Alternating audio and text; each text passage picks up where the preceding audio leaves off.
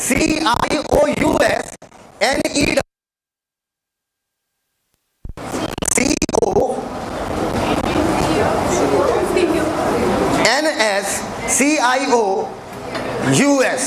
NESS consciousness लिख लिया, bracket में लिखो सोचना समझना और किसी चीज को एनालाइज करना। बेटा अब ये डिटेल में है नहीं, वरना मैं बहुत डिटेल में से बताता था पहले। सोचना समझना और किसी चीज को एनालाइज करना। एनालाइज मतलब विश्लेषण करना कि कोई चीज, हाँ तार्किक क्षमता कह सकते हो, बिल्कुल कह सकते हो, मुंह उठा के कहो। कॉन्शियसनेस सोचना समझना और किसी चीज को एनालाइज करना, विश्लेषण करना। व्हाट इज योर नेम अगर कोई आपसे पूछता है तो आप पहले शब्दों को समझते हो, तब आप अपना नाम बोलोगे। साहिल, सबका नाम साहिल सिद्दीकी है। अच्छा अब सुनो मेरी बात, बोर्ड की तरफ देखते जाओ, ऊपर लिखा। दूसरा मेटाबॉलिज्म। मैंने आपको बताया था हमारी बॉडी में 5000 टाइप की रिएक्शंस है और उन सबको मिलाकर क्या बोलते हैं? मेटाबॉलिज्म। दूसरा मेटाबॉलिज्म, दूसरा मेटाबॉलिज्म कर लिया। तीसरा सेलुलर ऑर्गेनाइजेशन, अर्थात सेल्स का संगठन। सेलुलर ऑर्गेनाइजेशन ये सीक्वेंस है, अगर ये ऑप्शन में होगा तो सबसे टॉप प्रायोरिटी पर किसे रखोगे? कॉन्शियसनेस। कॉन्शियसनेस सबसे टॉप पे है। दूसरा मेटाबॉलिज्म, तीसरा cellular organisation, CELLULAR, cellular organisation, संगठन।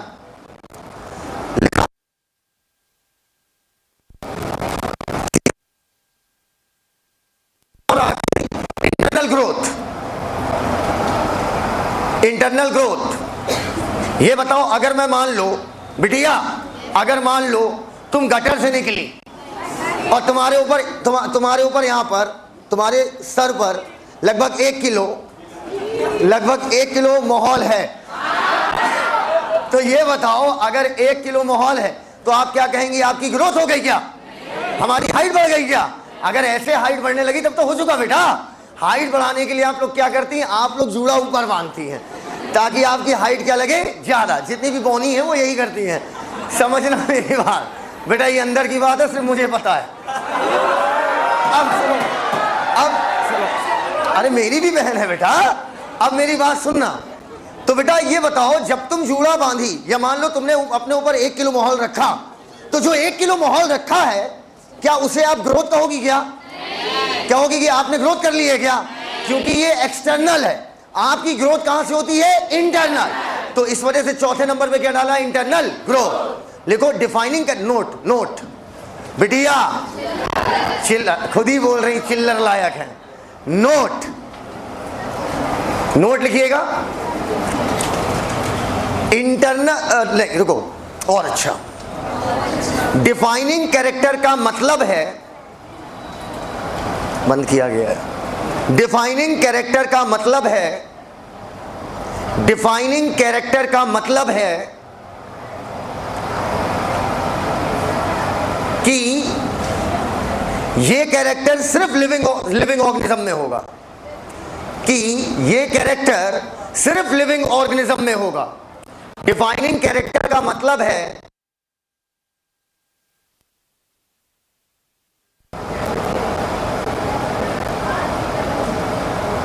हो गया, ये कैरेक्टर सिर्फ लिविंग ऑर्गेनिज्म में होगा, कॉमा, लगाना है लिखना नहीं, कॉमा, अब आ रहे हैं, कॉमा, किसी भी नॉन लिविंग में ये कैरेक्टर नहीं पाया जाएगा, किसी भी नॉन लिविंग में ये कैरेक्टर नहीं पाया जाएगा, किसी भी नॉन लिविंग में ये कैरेक्टर नहीं पाया जाएगा।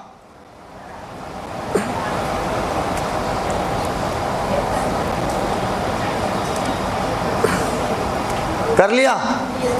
किसी भी नॉन लिविंग में ये कैरेक्टर नहीं पाया जाएगा। पूर्ण विराम। बोर्ड की तरफ देखिए, कॉपी किताबें छोड़ दीजिए। अभी दिखेगा, रुक जाओ, अब दिखेगा। लाइट ज्यादा पड़ रही क्या? तो उसका कुछ जुगाड़ निकालेंगे। ब्राइटनेस बढ़ा दें, सफेद से लिख दें, रुक जाओ। ये बताइए सफेद बोर्ड पे सब, हाँ अच्छा तो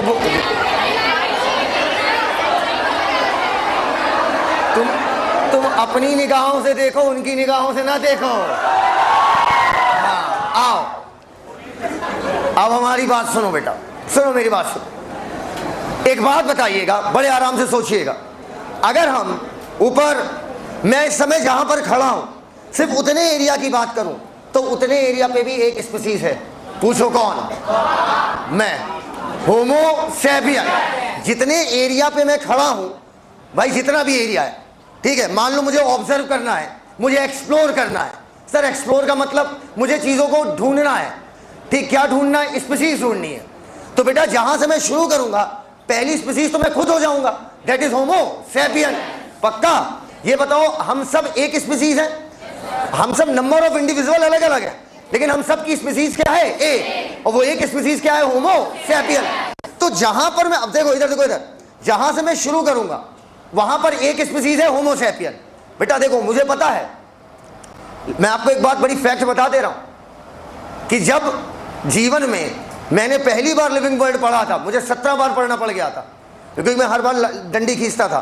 कितनी बार होता है, कितनी बार मैंने किसी चीज को पढ़ा, इससे पता चल जाता है कि किसी चीज को अभी कितनी बार और पढ़ना है। जिस पर कम डंडियां होंगी उसको हमें ज्यादा पढ़ना है। नहीं समझ पाए हमारी बात? तो लिविंग वर्ड मुझे 17 टाइम पढ़ना पड़ गया था खुद समझने के लिए। क्योंकि अगर तुम मुझसे कहो ना, one of the most difficult chapter of 11th and 12th NCERT both, 11वीं और 12वीं एनसीईआरटी का सबसे कठिन चैप्टर है लिविंग वर्ड।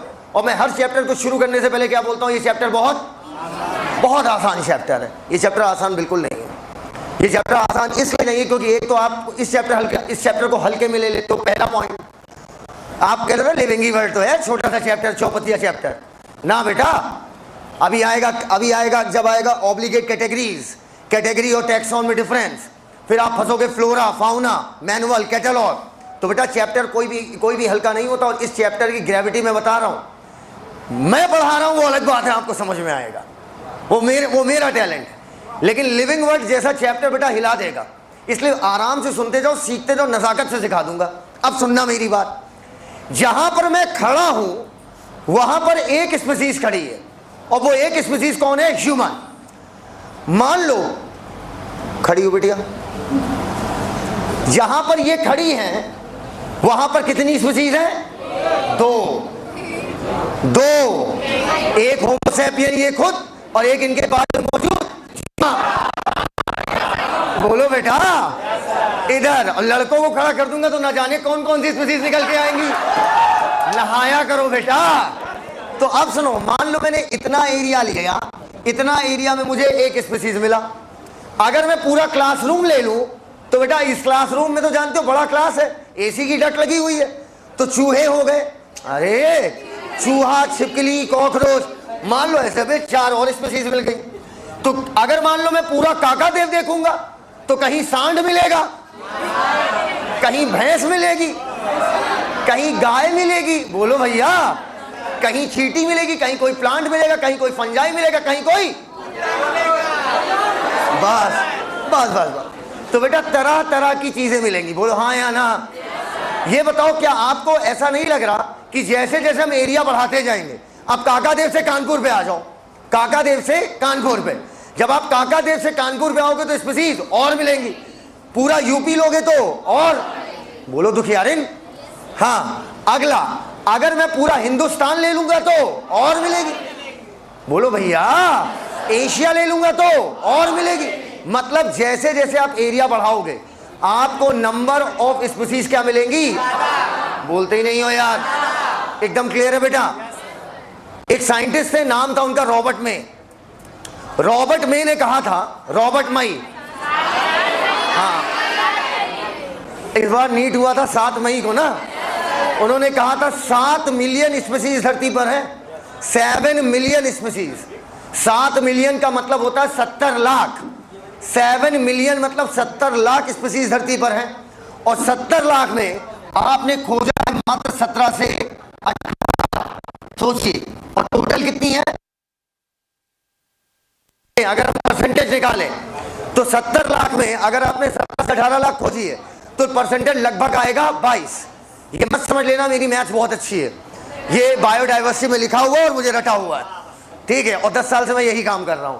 70 लाख में मात्र 17 से 18 लाख खोजी गई हैं, तो इसका मतलब हुआ कि 70 लाख स्पीसीज में अगर 17 से 18 लाख खोजी गई हैं तो इसका अर्थ होता है कि मात्र 22% स्पीसीज अभी तक खोजी गई हैं। सर सारी क्यों नहीं खोज पा रहे? बहुत सारी वजह इसकी, बायोडाइवर्सिटी में बताऊंगा। अभी बस इतना जानो कि जैसे मान लो मैं अफ्रीका के जंगल में जा रहा हूं, ठीक है, क्या पता जिस समय मैं जा रहा हूं उस समय कोई स्पीसीज छुप गई हो, भाई जमीन में गड्ढा खोद के अंदर चली गई हो, या हो सकता है मेरी निगाह ना पड़ी हो। और भाई तीसरी बात, लगातार स्पीसीज एक्सटिंक्ट हो रही है, भाई हर रोज कोई ना कोई स्पीसीज खत्म हो रही है धरती से और हम उन्हें खोज नहीं पा रहे हैं। तो अभी हमारी खोज बिल्कुल अपर्याप्त है। 70 लाख में मात्र आप 17 से 18 लाख खोजे हो। तो कहते हैं अगर आप जिन एरिया को ह्यूमन घूम चुका है, ह्यूमन ने वहां पर एक्सप्लोर कर चुका है, ह्यूमन वहां पर स्पीसीज ढूंढ चुका है, अगर उन एरिया में भी अगर आप जाके स्पीसीज ढूंढोगे तो भी आपको नई नई स्पीसीज मिलने के चांसेस बहुत ज्यादा है। और जहां ह्यूमन नहीं गया है वहां तो बहुत ज्यादा है। आपको एक बात बताएं, समुद्र, अच्छा आपको पता है कि स्पेस में जाना खतरनाक होता है? अरे स्पेस में जाना कोई नॉर्मल बात है क्या यार? स्पेस में जाना खतरनाक है। कुछ भी अगर एक भी नट बोल्ट ऊपर नीचे हुआ ना तो लाइफ के सारे बोल्ट खुल जाएंगे तुरंत। एक भी नट बोल्ट ऊपर नीचे हुआ खेल खत्म। उससे कई गुना ज्यादा खतरनाक है समुद्र के अंदर जाना, कई गुना ज्यादा खतरनाक है समुद्र के अंदर जाना। अभी अभी आपको एक ओशियन गेट वाला किस्सा सुना होगा, और आपको मैं और मजेदार बात बताता हूं, सुनिएगा। ह्यूमन ने समुद्र के तल को बिल्कुल एक्सप्लोर नहीं किया अभी, ह्यूमन ने समुद्र के तल को अभी एक्सप्लोर नहीं किया है सही से, ठीक है। आपने सुना होगा एक डायरेक्टर है टाइटैनिक का, जेम्स कैमरॉन थोड़ा दूसरे टाइप का बंदा है। तो उसे टाइटैनिक बनानी थी, तो उसे समुद्र से इतना प्यार हो गया था कि वो समुद्र की तल तक गया था, 10,000 फीट तक, 10,000 फीट तक। और ये भाई साहब जो अभी गए थे ओशियन गेट से, ये 2,000 फीट गए थे, वो गया था 10,000 फीट बिल्कुल तल तक गया था, अकेले एक उसी पनडुब्बी में बैठ के। और जेम्स कैमरॉन का एक्सपीरियंस था कि मैं डर गया था, वहां मुझे ऐसी स्पीसीज दिख रही थी, इतनी भयानक स्पीसीज दिख रही थी कि मैं डर गया था। उस लाइफ को तो अभी आपने एक्सप्लोर ही नहीं किया है। हमने अभी समुद्र का तल अभी एक्सप्लोर किया ही नहीं। बहुत सारी अनआइडेंटिफाइड स्पीसीज हैं।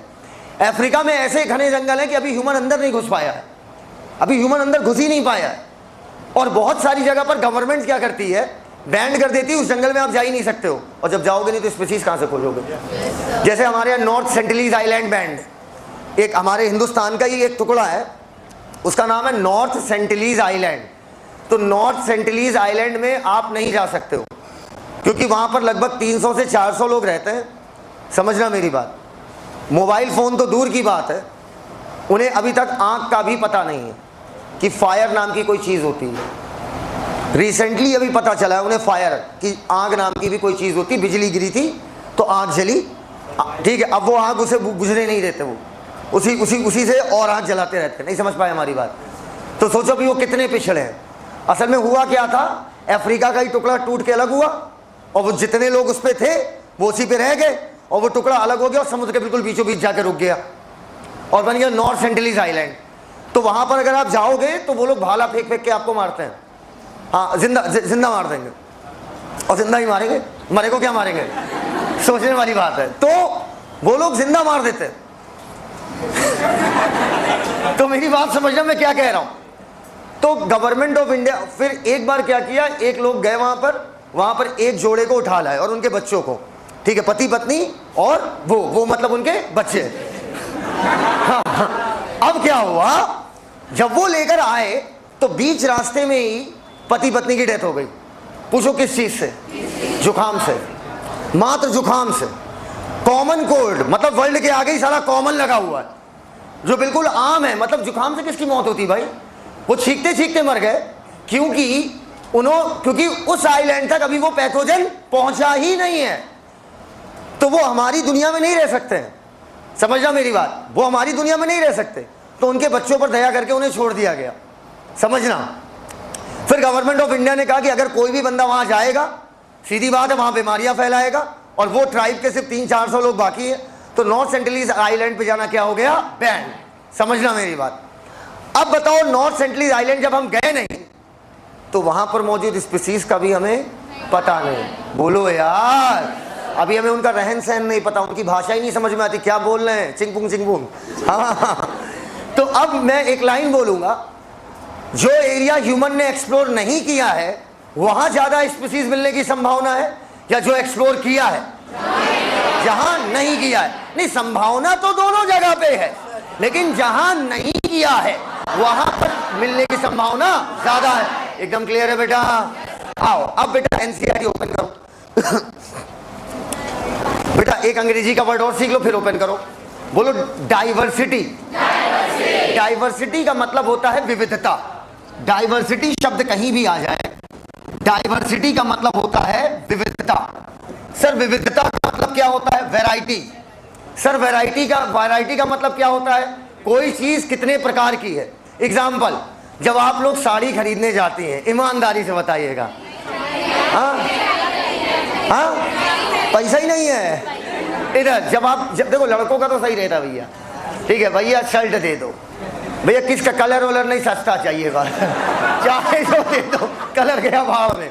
इनका क्या रहता है, भैया लाल साड़ी दिखाना, तो लाल दिखा के नहीं थोड़ा सा इसमें पीला कलर भी होना चाहिए, थोड़ा लल पिलाहा चाहिए, 73% लाल, इतने परसेंट ये, इतने परसेंट। इनको कलर का आइडिया बहुत होता है। तो साड़ी वाला पूछता है कि किसमें साड़ी किसमें चाहिए, शिनाइल में चाहिए या क्या क्या होता है बोलते हैं, कॉटन में चाहिए, तरह तरह। ये उसकी क्या होगी भैया, वैरायटी। वैसे ही अगर आप आम खरीदने जाते हो तो आम की भी वैरायटी होती, लंगड़ा, मौसा, चौसा। तो इसी को बोलते हैं डाइवर्सिटी। समझ गए बात को? डाइवर्सिटी मतलब क्या होता है, वैरायटी। अब यहां पर लेकिन शब्द लिखा है बायोडाइवर्सिटी। इसका मतलब यहां पर हम साड़ी की वैरायटी देखेंगे कि लिविंग ऑर्गेनिज्म के? बायो का मतलब ये हो गया लाइफ, लिविंग ऑर्गेनिज्म में मौजूद वैरायटी कहलाती है biodiversity. Number and types of organism. हम सब क्या एक टाइप के अलग अलग? मैं बहुत सुंदर, बोलो भैया कम सुंदर, बोलो भैया इधर। ये तो लड़की, इसकी कोई बात ही नहीं करनी है। इधर हम सबके चेहरे क्या हैं, अलग अलग। अगर हम सबके चेहरे अलग अलग हैं मतलब यहां पर भी क्या दिख रही है, डाइवर्सिटी। तो बेटा बायोडाइवर्सिटी का मतलब number and types of organism क्या कहलाएगी, बायोडाइवर्सिटी। हमारी बायोडाइवर्सिटी अभी है 1.7 से 1.8 million.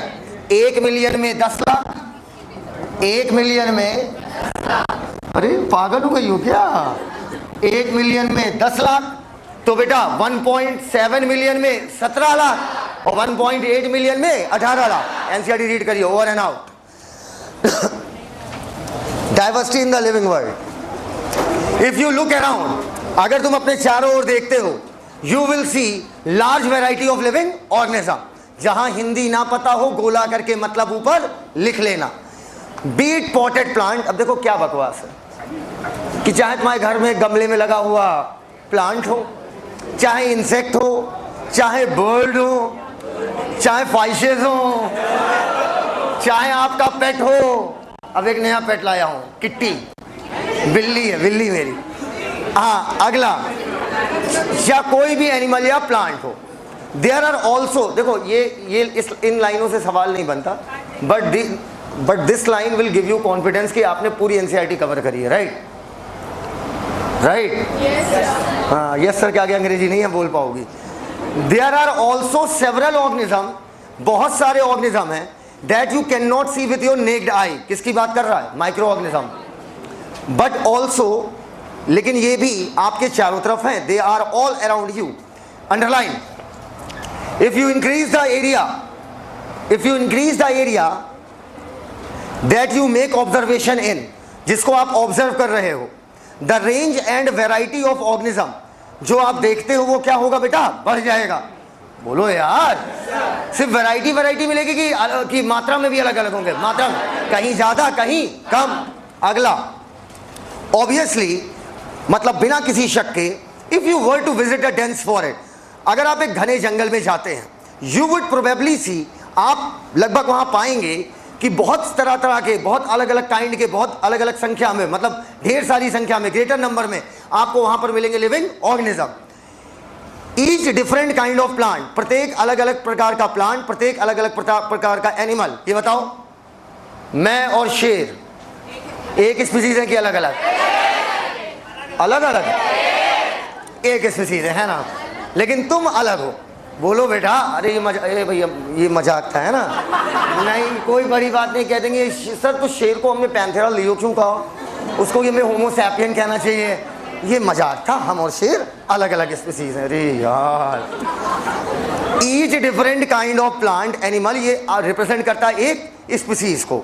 Underline the number of species that are known, number of species जो हमें पता है, एंड डिस्क्राइब जो हमने अभी डिस्क्राइब की है वो कितनी है लगभग? अंडरलाइन 1.7 से 1.8 million. This refer to biodiversity, इसी को हम बोलते हैं underline biodiversity. Number and type of organism present on earth, underline question पूछेगा ये, number and types of organism, biodiversity की डेफिनेशन पूछेगा। Number and types of organism जो धरती पर मौजूद हैं वो आपके क्या कहलाएंगे? Biodiversity. We should remember here that as से अंडरलाइन करो, as we explore new area, explore मतलब खोजा जाना, खोजना, as we explore new area and even old one, या जिन पे ओल्ड वन मतलब जिन पर हमने एक्सप्लोर किया है, new organism are continuously being identified, नए ऑर्गेनिज्म हमें लगातार मिलते रहेंगे। किसमें ज्यादा मिलेंगे? क्या? हाँ, नए वाले में ज्यादा मिलेंगे। अच्छा, अब इधर आओ, मेरी बात सुनो, ऊपर कॉपी किताबें छोड़ो, ऊपर। आपको एक बात पता है कि आम को थोड़ा फरुखाबाद साइड जाओ, अमिया, आम को क्या बोलते हैं? अमिया। पता है आपको? अंग्रेजी में इसी को मैंगो बोलते हैं। विश्व में 10,000 भाषाएं हैं, विश्व में 10,000 भाषाएं हैं। इसका मतलब आम के 10,000 भाषाओं में मिनिमम कितने नाम होंगे? 10,000। अरे मोटी मोटी बात करें, विश्व में 10,000 लैंग्वेजेस हैं, 10,000 लैंग्वेज में आम के कितने नाम? 10,000। तो अगर मान लीजिए स्पेन का साइंटिस्ट मुझसे फोन करके बोले कि हे इस्राइल, ठीक है, और स्पेनिश लैंग्वेज में बोले कि मैंने मैंगो की एक नई स्पीसीज खोजी है, स्पेनिश में बोल रहा है, बताओ क्या मैं उसकी भाषा समझ पाऊंगा? हाँ? अगर कोई रशियन साइंटिस्ट मुझे फोन करके बोले, हाँ क्या हुआ? क्या हुआ? क्या हुआ? हाँ, अगर कोई मुझे रशियन साइंटिस्ट फोन कर, क्या हुआ भाई? यार क्या हुआ? ये भी हंस रहे हैं, तुम लोग भी हंस रहे हो, हम नहीं हंस पा रहे हैं। अभी बताइएगा, अगर मुझे कोई रशियन साइंटिस्ट फोन करके बोलता है, ठीक है, मैं कैस्टो हेटेस्टो है, तो क्या मैं समझ पाऊंगा? अब वैज्ञानिक हैरान और परेशान कि करें तो क्या करें, क्योंकि एक ही चीज को हम अलग अलग नामों से जानते हैं, एक ही देश में अलग अलग नामों से जानते हैं। बोलो यार, तमिल में पता नहीं इसको क्या बोलते होंगे, गुजराती में पता नहीं क्या बोलते होंगे। एक साइंटिस्ट आया, नाम था लीनियस। क्या नाम था? लीनियस। लीनियस का नाम लीनियस क्यों पड़ा, ये बात मैं नेक्स्ट चैप्टर में सिखाऊंगा, ठीक है? जो मुझसे पढ़े लास्ट ईयर वो समझ रहे हैं उसका नाम लीनियस क्यों पड़ा है। अब समझना, अभी जो नहीं पढ़े पहली बार पढ़ रहे वो अभी सीख जाएंगे। कैरोलस लीनियस थे, स्वीडन एक देश है, वहां के साइंटिस्ट थे। उन्होंने पूरी दुनिया के वैज्ञानिकों को बुलाया, ठीक है, पूरी दुनिया के। तो सब लोग भाई कह रहे थे, भाई इंडिया वाला कह रहा था नहीं हिंदी में रखेंगे सबके नाम। नहीं, लीनियस ने कहा कि भाई हम लोग कैसे कम्युनिकेट करें, हम लोग आपस में बात कैसे करें, पूरी दुनिया के ऑर्गेनिज्म को किसी एक ही भाषा में नाम दो। जब एक भाषा में नाम दोगे तो हम सब समझ जाएंगे। अब वहां पर बहस ये होने लगी कि किस भाषा को प्रायोरिटी दें। हिंदी वाले, इंडिया वाले हिंदी, यूपी वाले भोजपुरी। बोलो, यूपी वाले कहने भैया भोजपुरी होगा, मतलब महंगी फेरा इंडिका ने महंगी फेरवा इंडिकोवा। अब लीनियस ने कहा कि यार देखो, जिन भाषा को बोलने वाले लोग जिंदा हैं वो भाषा हर रोज बदल रही है, आपको पता हर साल ऑक्सफोर्ड यूनिवर्सिटी डिक्शनरी में नए नए वर्ड ऐड करती है। जो वर्ड है वही आपको नहीं पता है, तो जो नए ऐड हो रहे हैं उनसे में मतलब ही क्या है। ये भी आपकी बात सही थी। तो ऑक्सफोर्ड हर साल नए नए वर्ड आ रहे हैं, हर साल नए नए वर्ड ऐड हो रहे हैं। आपको पता है कि पहले हम लोग क्या कहते थे, बॉय, फिर अब उसी बॉय को हम लोग बोलने लगे डूड। दूध नहीं वे, डूड ड्यूड, है ना। आप लोग को डूड नहीं बोला जाता, आप लोग को ड्यूडेट कहा जाएगा। क्या कहा जाएगा? ड्यूडेट। अप्रॉक्स 1900 के आसपास ये वर्ड आया। तो अब क्या हुआ, पहले बॉय अब डूड सीधे हो गया। समझना मेरी बात, इतना बड़ा परिवर्तन। और सोचो अगर मैंने कोई नाम फिक्स कर दिया तो भाई भाषा लगातार बदल रही है, तो फिर क्या वो नाम 100 साल या 50 साल से ऊपर हमारे काम का होगा? नहीं। तो वैज्ञानिकों ने कहा किसी ऐसी लैंग्वेज का चयन करेंगे जिस भाषा को बोलने वाले लोग या तो ना हो या तो इतने कम हो कि भाषा पर फर्क ना डाल पाए। तो उन्हें दो भाषाएं मिली। एक भाषा मिली, बोल दो बेटा, लैटिन, और एक भाषा मिली उन्हें ग्रीक। ये दो भाषाएं मिली, एक का नाम लैटिन और एक का नाम है ग्रीक। ग्रीक भाषा को बोलने वाले लोग 9वीं शताब्दी में खत्म हो चुके थे। ग्रीक भाषा को बोलने वाले लोग 9वीं शताब्दी में खत्म हो चुके थे। तो ग्रीक भाषा, मैं डेड लैंग्वेज बोलूं कि लिविंग लैंग्वेज? व्हाट? अच्छा। और लैटिन भाषा को बोलने वाले लोग सिर्फ अमेरिका में ही हैं, और वो भी ना के बराबर है, कोई फर्क नहीं पड़ता। तो विज्ञान में क्या कहा गया, समझना मेरी बात, कि भैया इन्हीं दो में से किसी एक भाषा का चयन किया जाए, या तो लैटिन या तो ग्रीक। आप कभी भी नोटिस करो, किसी भी नाम के आगे ब्रैकेट का जी के मतलब ग्रीक से वर्ड लिया गया है। बोलो यार, लैटिन को लिखते हैं एल डॉट, अगर वर्ड लैटिन से लिया गया है तो एल डॉट, ग्रीक से लिया गया है तो जी के डॉट। क्लियर? अब इन दो भाषा में भी लीनियस ने चयन किया लैटिन का। उन्होंने कहा मैं लैटिन भाषा का इस्तेमाल करूंगा।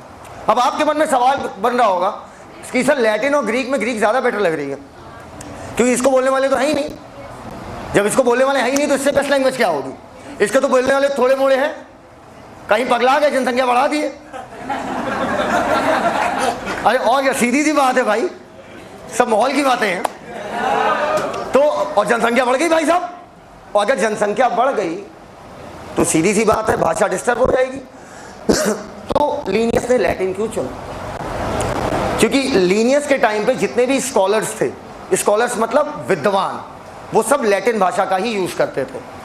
तो उन्हें मेमोराइज करने में या उन्हें नाम देने में आसानी होती थी, क्योंकि उन्हें लीनियस को इस भाषा का अच्छा खासा ज्ञान था। That's why Linnaeus had chosen Latin language. बाकी रेस्ट ऑफ द साइंस में आपकी कौन सी लैंग्वेज चलती है? ग्रीक। समझ गए आप हमारी बात? अब आइए मेरी बात समझिएगा। आपके केमिस्ट्री में जो नाम भी रखे गए हैं, जैसे सोडियम का नाइट्रियम, लेड का प्लमसम, नाम सुना इसका? पोटेशियम का कैलियम, अरे के सिंबल है कैलियम, सुना ही नहीं है यार। ये सारे नाम जो आपके केमिस्ट्री में रखे गए हैं, ये सारे नाम आपके लैटिन भाषा से लिए गए।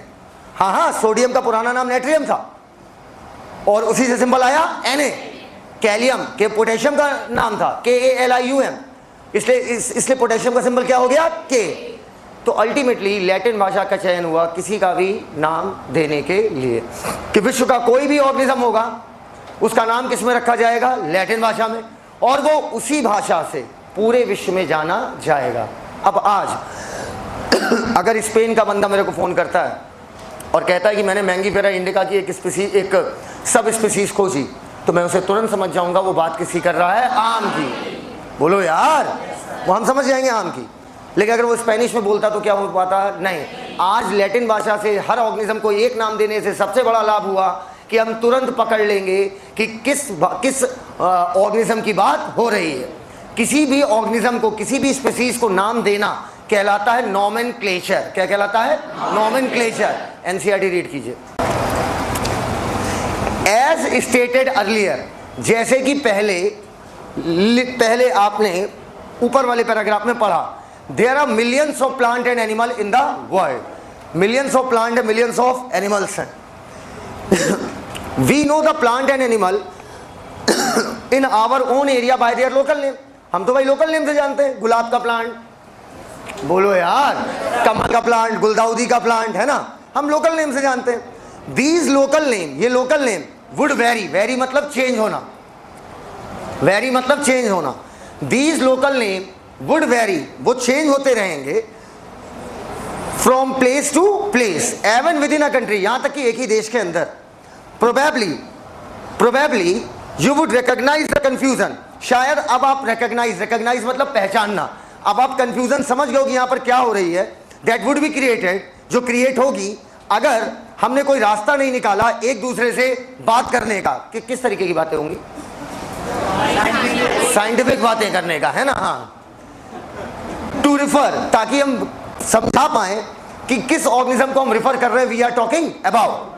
Hence there is need to standardise, standardise का मतलब स्टैंडर्ड नाम जो पूरे विश्व में एक चले। There is need to standardise the name of living organism such that there is need to standardize the name of the living organism such that अगर कोई particular organism है is known by same name all over the world, पूरे world में same name से जाना जाए। This process is called nomenclature।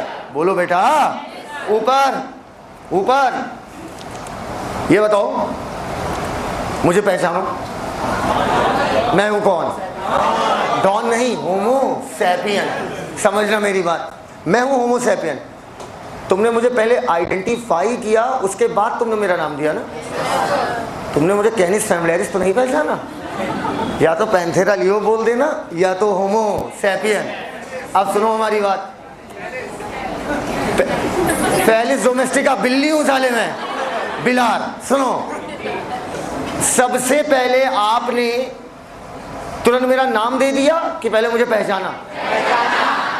नाम देने के पहले पहचानना पड़ेगा। बोलो यार, जैसे बोलते हैं अरे मम्मी शेर आया, हाँ बेटा मम्मी शेर आया, तो आपने पहले आइडेंटिफाई किया कि ये क्या था? शेर। कई बार शेर नहीं आ जाता, दूध पी के चला जाता है घर से। अरे शेर की मौसी आती है, बिल्ली। हाँ, तो बेटा पहले आप नाम रखोगे कि पहले आप आइडेंटिफाई करोगे? आइडेंटिफाई करने का मतलब पहचानना।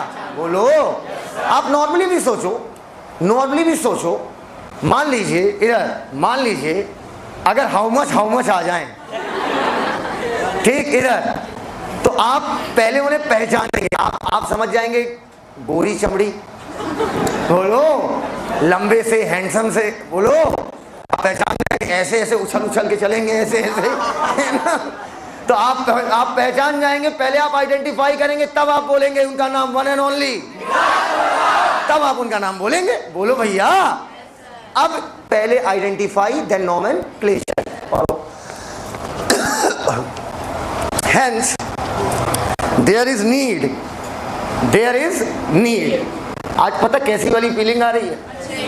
नहीं, सुनो, जैसे जो बिटिया तुम लोग किट्टी पार्टी नहीं करती तो यहाँ ऐसे फुंतुड़ू लगा के जाती, नहीं समझ रहे हो? वो वाला साला फीलिंग आ रहा है, एकदम बड़ा बैड फीलिंग आ रहा है भाई। Hence there is need to standardise, आपको प्रत्येक ऑर्गेनिज्म का स्टैंडर्ड नेम देना है। Standardise the naming of living organism such that, अजी तो हो गया ना। अच्छा, ऑब्वियसली नोमेनक्लेचर या नामांकरण इज ओनली पॉसिबल जब ऑर्गेनिज्म को आप करेक्टली क्या करोगे? डिस्क्राइब। तब आप बता पाओगे कि वो नाम किससे जुड़ा हुआ है, और पहचानना ही क्या कहलाएगा? आइडेंटिफिकेशन। आओ तुम्हें कुछ बात करें, आओ तुमसे कुछ बात करनी, आओ शट इधर। अब मेरी बात सुनो, मान लीजिए मैं क्लास के अंदर आया, ठीक, एक नया स्टूडेंट था जो मुझे नहीं पहचानता था, पहली बार मुझे देखा, तो श्योर है कि वो मुझे साहिल सर नहीं मान पाएगा, नहीं मान पाता। जब तक पढ़ाओ ना आधा एक घंटा, तब तक हाँ अब ये हो सकते हैं शायद। तो अब पहली बार जब स्टेज पे आए, ठीक, समझा मेरी बात, तो तुरंत आते हमने बोल दिया, ए लौंडे सामने देख, ऐसे हमने बोल दिया। क्या है लौंडे? तब तो पक्का सर नहीं है। कॉल लगाया तुमको, कहना हेलो भैया कोई पगला आया है साला। तो तुम कहोगे अबे पागल हो, साहिल सर हैं। तो कहना नहीं भैया ये साहिल सर थोड़ी हो सकते हैं। सुनना बहुत तगड़ी बात बोलो, बहुत तगड़ा एग्जाम्पल आया है। 14 साल से पढ़ाते ये एग्जाम्पल पहली बार दिमाग में सेट हुआ, अब ये भी आया है। कह रहे अच्छा कैसे दिख रहे हैं? क्या भैया गोरे गोरे हैं?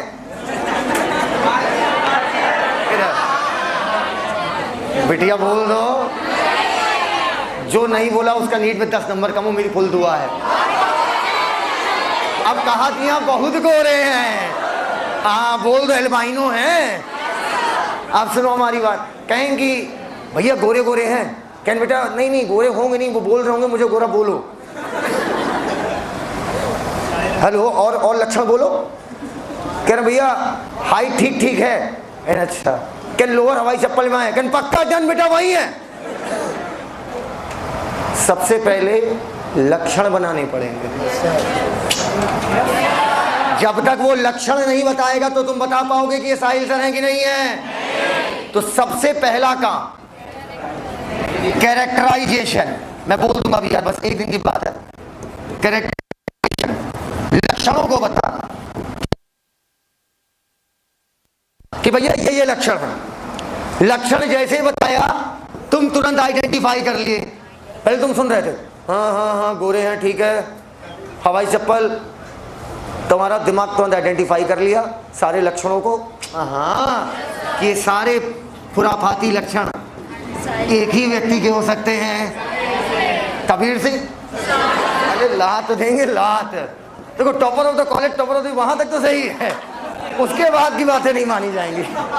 अगला, अब आप तुरंत मेरा नाम ले लेंगे, साहिल सर। नोमेनक्लेचर। अच्छा पहले के लोग ऐसे होते भी थे ना कि पंडित जी आते थे नाम रखने, हाँ पंडित जी आते थे नामकरण संस्कार। तो अब जैसे मान लो पहले बच्चे को देखेंगे, सारे लक्षण देखेंगे, इसके चेहरे में तेज है, हाँ इसके चेहरे में तेज है। पहले सुनो तो, पहले पंडित जी कैरेक्टर सारे देखेंगे, ठीक है। इसके चेहरे, मैं अपनी बात कर रहा हूँ, इसके चेहरे में बहुत तेज है कैरेक्टर, बोलो यार। अब पहले वो हमें पूरा कैरेक्टर में लक्षण देख लिए, पक्का अब मुझे आइडेंटिफाई कर देंगे, बोल साले वो तो नॉमेनक्लेचर हो गया, ठीक है। अब पहले सारे लक्षण देख ले, सारे इंसानी लक्षण है, बोलो बेटा जब मेरा नाम रखने आए थे ना, सुनो मेरी बात, जब मेरा नाम रखने आए थे, सुनो, मुझे देखा, समझे, मैं किनारे ऐसे लेटा हुआ था, कहे वाह ये तो किनारे लेटा हुआ है, इसका नाम साहिल सिद्दीकी। साहिल मतलब किनारा, बोलो यार। पहले लक्षण देखेंगे, फिर पहचान लेंगे, फिर क्या रख देंगे नाम। मैं जंगल में जा रहा था अकेले, सुनसान वीरान, जंगल में मुझे एक ऑर्गेनिज्म मिला। खड़े हो जाओ बेटा, खड़े हो जाओ बेटा। जंगल में ऑर्गेनिज्म मिला, नहीं ये लंबा बैल है, खड़े हो, तुम खड़े हो, तुम बैठो, खड़े हो बेटा। हाँ मुझे जंगल में ये ऑर्गेनिज्म मिला, मन से सुनना, एक बार मैं सिखा दूंगा। ये क्या बोले बेटा, चुपचाप बैठो, पीछे आने में टाइम नहीं लगता है। सोचो जो पढ़ाता इतनी एनर्जी में होगा, अगर वो 1 मिनट में रोटेशन पर मिनट दिखाएगा तो कितना दिखाएगा। अब सुनो, मुझे जंगल में मिला, पक्का मैंने इसके सारे लक्षण ताड़े, बोल अरे यार मैंने इसके सारे लक्षण ताड़े, ठीक है। अब क्या हुआ, मैं गया, इनके रुको पहले लक्षण लिख तो ले, इन्हीं से पूछेंगे मेमोरी ग्लैंड प्रेजेंट की एब्सेंट, एब्सेंट ले,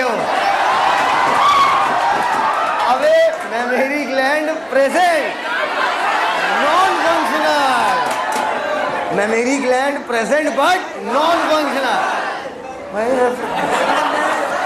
पता नहीं किस बात पे अभी एब्सेंट बोल दे यार, इनसे तो डर ही लग रहा है। प्रेजेंस ऑफ मेमोरी ग्लैंड, आओ गया,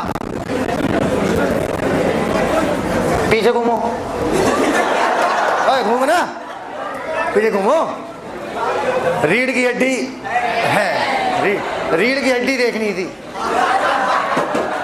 अरे और क्या, प्रेजेंस ऑफ वर्टेब्रल कॉलम। ऐसे मैंने सारे लक्षणों की लिस्ट बना ली, ये बाद में सिखाएंगे, अभी तुम्हें डिटेल में कैसे काम करता है। लक्षणों की लिस्ट बना ली, इसे बोलेंगे कैरेक्टराइजेशन। अब मैं गया, मैंने देखा मेमोरी ग्लैंड प्रेजेंट है, ये पक्का मैमल ग्रुप का है, क्योंकि मेमोरी ग्लैंड किसके पास होती है? मैमल। मैं किताब खरीद मैं किताब मार्केट से खरीद लाया, खरीद लाया, और किताब के ऊपर नाम लिखा था मैमेलिया। जितने मैमल्स के मेंबर होंगे सब इसी में भाई साहब, जितने मैमल्स के मेंबर होंगे, ठीक। इनके मैंने लक्षणों के अकॉर्डिंग सारे लक्षण मिलाए, इनके लक्षण किसी से पूरे नहीं मिले। इसका मतलब मुझको नई स्पीसीज मिल गई। अब मुझको मिलेगा नोबल, बोलो बेटा, अब मुझे नई स्पीसीज मिल गई। और अगर मान लो सारे के सारे लक्षण किसी से मिल गए, उनका तो होमो सैपियन है, तो बताओ अब नोबल मिलेगा कि रेड बुल? समझ गए हमारी बात? अब सुनो हमारी बात। तो बेटा जब हम किसी को आइडेंटिफाई करेंगे, किसी को ढूंढेंगे, समझी पगली? हाँ, जब किसी को, बेटा तुम्हें नहीं बोले, हम लक्षणों के आधार पर आइडेंटिफाई कर रहे थे। लक्षणों के आधार पर आइडेंटिफाई किया गया। मॉरिस कह रहा सही है। अब सुनो, आइडेंटिफाई किया तो दो बातें होंगी। इधर आओ, आइडेंटिफाई किया तो दो बातें होंगी, या तो न्यू स्पीसीज, या तो ऑलरेडी इन्वेंटेड, डिस्कवर्ड। इन्वेंटेड नहीं बेटा, तुम इन्वेंटेड हो, ऑलरेडी डिस्कवर्ड। अब अगर ऑलरेडी डिस्कवर्ड है तो खेला यहीं पर खत्म। लेकिन अगर नई स्पीसीज है तो अब नहीं, नोबल तो मिलेगा, अब हम इनका क्या रखेंगे? नाम। किस लैंग्वेज में? लैटिन। और अब बेटा इधर देखो, अब नामकरण संस्कार हो गया। अब इनको इनके लक्षणों के आधार पर इनको ग्रुप दे देंगे, ठीक। अगर मान लो मेमोरी ग्लैंड है तो किसमें रख देंगे? मैमेलिया। क्या बोली? क्या ममालिया? भाई साहब, ममालिया।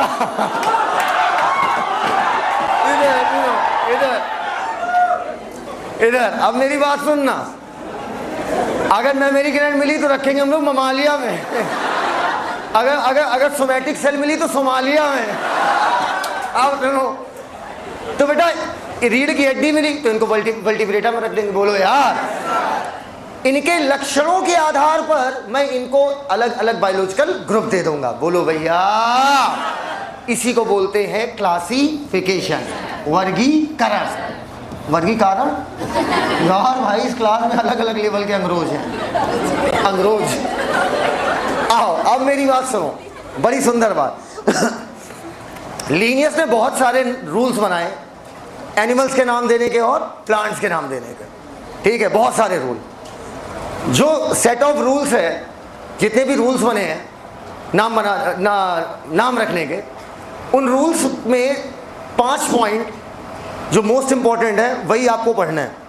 बाकी सारे रूल्स नहीं पढ़ने, because we are not going to be a taxonomist, we are going to be a doctor, right? या इंग्लिश। आओ इधर आओ बेटा, हमारी बात सुनो।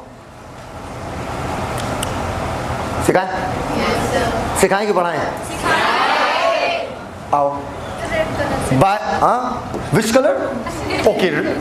ओके बेटे, मैं रेड कलर से लिखता हूं, सामने देखा। किसी का भी नाम, किसी भी स्पीसीज का नाम में 2 वर्ड होंगे। लेटर कितने भी हो सकते हैं। अगर लेटर लिख देगा ना तो गड़बड़ हो जाएगा। किसी का नाम 2 लेटर में होगा, SS। किसी के भी नाम में कितने वर्ड होंगे? 2, तीसरा वर्ड नहीं आएगा। 2 वर्ड होंगे भाई साहब। खत्म हो गया? वही कल वाले हैं जो क्लास में ही शुरू हो गए थे, खत्म। इधर कह रहा नहीं, था ही नहीं से खत्म होगा। किसी के भी नाम में कितने वर्ड होंगे? 2। बोलते नहीं हो यार, जैसे साहिल सिद्दीकी, अरे नाम ले रही है, तो कितने वर्ड हो गए? 2। अब इधर देखना, इधर एग्जाम्पल के तौर पर NCR, ये नहीं,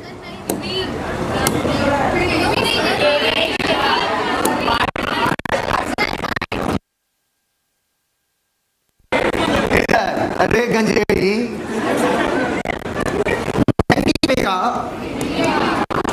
इंडिका। अब इधर देखो बेटा, वर्ड कितने हैं इसमें? 2। कहां जा रहे हो? Toilet. Contraction of urinary bladder, relaxation of urethral sphincter. लौटेंगे तो पूछूंगा ग्लाइकोसूरिया और कीटोनूरिया नहीं हुआ है, और ये भी पूछूंगा पता कैसे चला कि ग्लूकोज यूरिन में था या नहीं था। आओ, नाम कितने होंगे टोटल? 2। और एक नाम में वर्ड कितने होंगे? 2। लेटर लिखने का तो गलत हो जाएगा भाई साहब। अब सुनो मेरी दूसरी बात, एक नाम में वर्ड 2 होंगे, भाषा लैटिन। अब अगर मान लो लैटिन भाषा में किसी चीज के लिए नाम है ही नहीं, सर ऐसा कैसे हो सकता है किसी भाषा में नाम ही ना हो? नहीं, बिल्कुल हो सकता है। कैसी बात कर रहे हो यार? लैटिन भाषा को बोलने वाले लोग अब इतने सीमित रह गए तो बहुत सारे वर्ड तो पता ही नहीं है, और हर रोज नई नई चीजें खोजी जा रही हैं। बोलो यार, क्या ये अभी क्या उत्तराखंड सन 2000 से पहले था? पहले देहरादून उत्तर प्रदेश में आता था, देहरादून मसूरी ये सब किस में आता था? यूपी में। ठीक है, इतना ज्ञान इसलिए दे रहा हूँ क्योंकि गया था एक बार। ठीक है, और मैं जहाँ जाता हूँ वहाँ का पूरा हिस्ट्री पढ़ता हूँ, A to Z सब कुछ पढ़ डालता हूँ। इधर अच्छा लगता है, फिर कॉन्फिडेंस से घूमते, मेरा जिला है। तो अभी क्या है, देहरादून ये सब यूपी के अंदर आता था। सन 2000 में गवर्नमेंट ने यूपी को बांट दिया कई सारे डिस्ट्रिक्ट में, तो उसी में से एक बना था उत्तराखंड। तो अब उत्तराखंड में अगर कोई स्पीसीज खोजी गई और उसके नाम में हम चाहते हैं कि उत्तराखंड जुड़े, तो कैसे जोड़ोगे? कैसे जोड़ोगे? अब लैटिन भाषा में तो उसके लिए वर्ड है नहीं। जैसे मान लो एग्जांपल के तौर पर फिकस एक प्लांट है, ठीक है। अब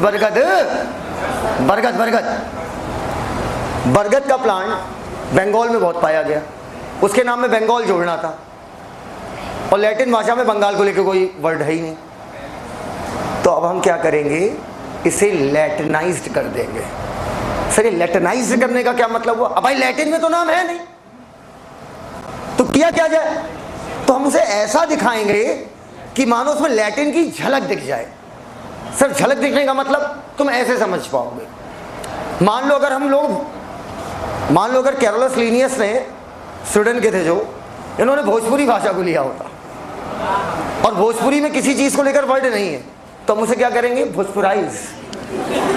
जैसे मोबाइल को मोबाइलवा, रेलगाड़िया, बोलो समझे ही नहीं हमारी बात, स्टाइलर हुआ, बोल्ड हुआ, तो नाम के पीछे क्या लगाएंगे? वाह। अब बंगाल के लिए वर्ड था नहीं, तो बंगलवा नहीं भैया, बंगलवा नहीं, नाम होगा फिकस बेंगलेंसिस। तो एंसिस लगा के थोड़ी फीलिंग वो अपनी वाली दे दी है।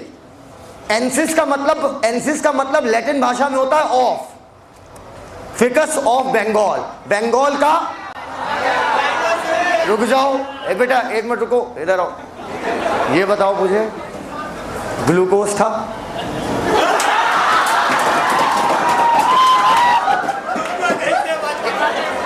यार ग्लूकोज था, ऐसा कौन सा टेस्ट था जो इतनी फास्ट हुआ? बताओ, सोचने वाली बात है। ग्लूकोज था, ऐसा कौन सा टेस्ट हुआ? मेरा वर्ड को सुनो, ऐसा कौन सा टेस्ट था? हाँ इधर, अब सुनो।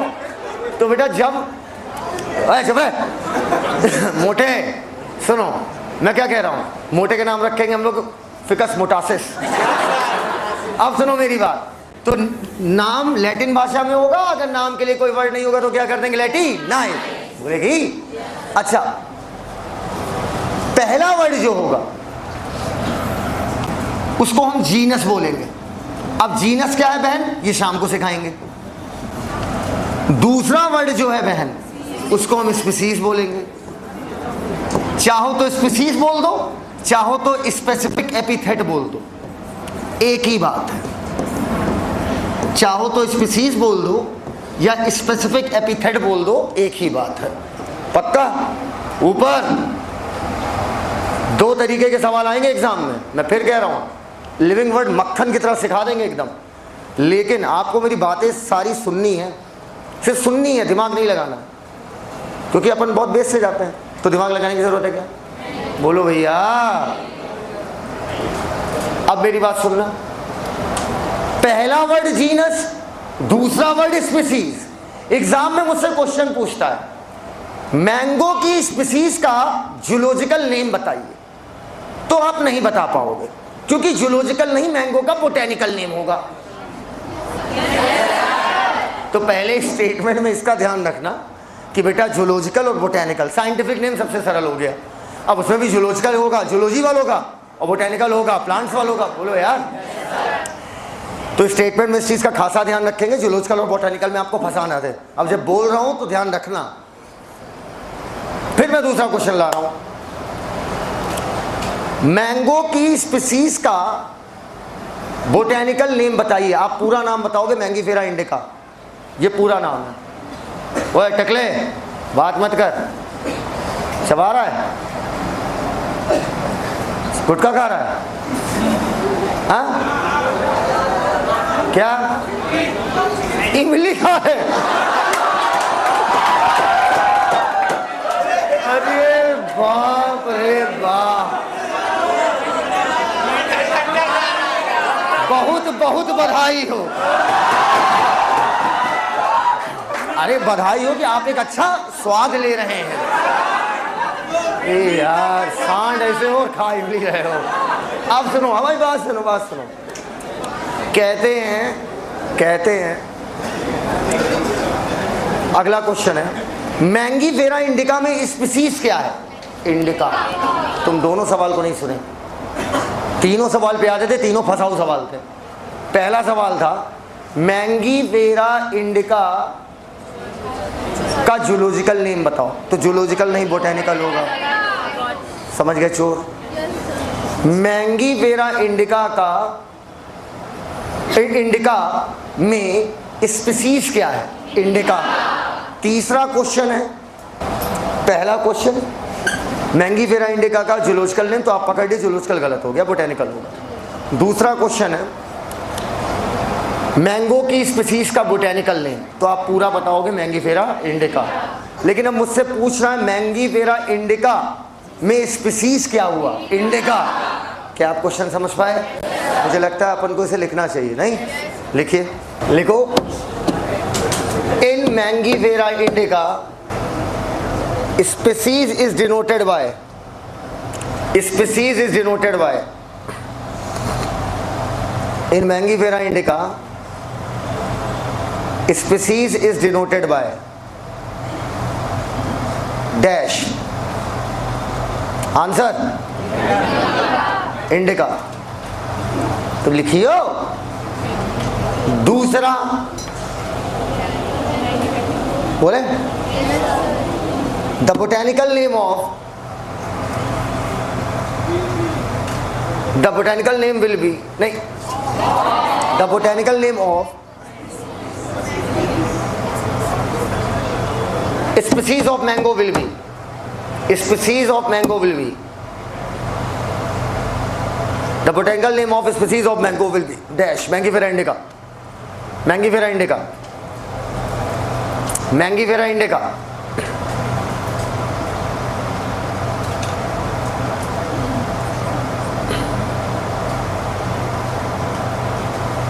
हो गया? भावा बोलते ही नहीं हो यार, पूरी बुलंदी से बोलो पहले, और तेज बोलो, और तेज बोलो, और तेज। आओ, बस यस सर ही बोलना था। आओ बेटा, पहला वर्ड किसको दिखाता है? जीनस। अगला वर्ड स्पीसीज। आओ बेटा, ये बताओ, जब भी आप किसी भी लाइन की शुरुआत करते हो तो पहला लेटर कैपिटल या स्मॉल, उसके बाद स्मॉल, बात खत्म। अब इन्होंने इसको ऐसे लिख दिया है कि जीनस का पहला लेटर, पीछे वालों, जीनस का पहला लेटर कैपिटल होगा और स्पीसीज का स्मॉल। मैं कहता हूं पहला कैपिटल, बाकी सारे स्मॉल, बात खत्म। अब आखिरी रूल सुनो, जो डेड लैंग्वेज होती है ना, जिसको बोलने वाले लोग ना के बराबर हैं या खत्म हो चुके हैं, उस लैंग्वेज में क्या कहानी होती है, आपको पता कैसे चलेगा कि ये लैंग्वेज डेड है? सोचने वाली बात है। आप पता ऐसे करते हो कि जो डेड लैंग्वेज होती है उसके जो वर्ड्स होते हैं वो थोड़ा सा लेटे हुए होते हैं, और इस फॉन्ट को बोलते हैं इटैलिक्स। आप लोगों ने में से कितने लोगों ने पेज मेकर का इस्तेमाल किया है? पेज मेकर आपने किया है? आपने किया पेज मेकर का इस्तेमाल?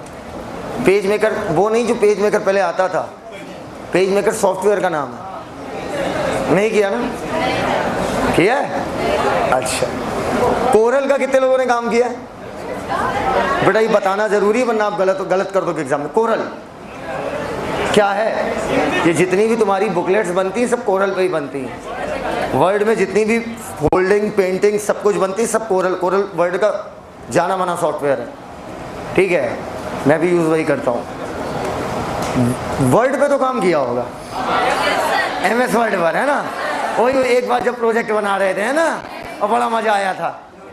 हाँ, इधर आओ, नोट पैड पे काम किया है तुमने। वहाँ पर आती है फ़ॉन्ट, फ़ॉन्ट आता है। फ़ॉन्ट साइज नहीं, फ़ॉन्ट साइज तो हो गया, कितने बड़े वर्ड चाहिए। ऐसे बहुत सारे फ़ॉन्ट्स आते हैं। NCERT आपकी लिखी है, मुझे याद आ जाएगा भी बता दूंगा, बाकी मैं बता दूँ। मुझे जो फ़ॉन्ट पसंद है जिसमें आपकी बुकलेट आती है वो है times new Roman. Coral software है यार, क्यों बता दिया मैंने।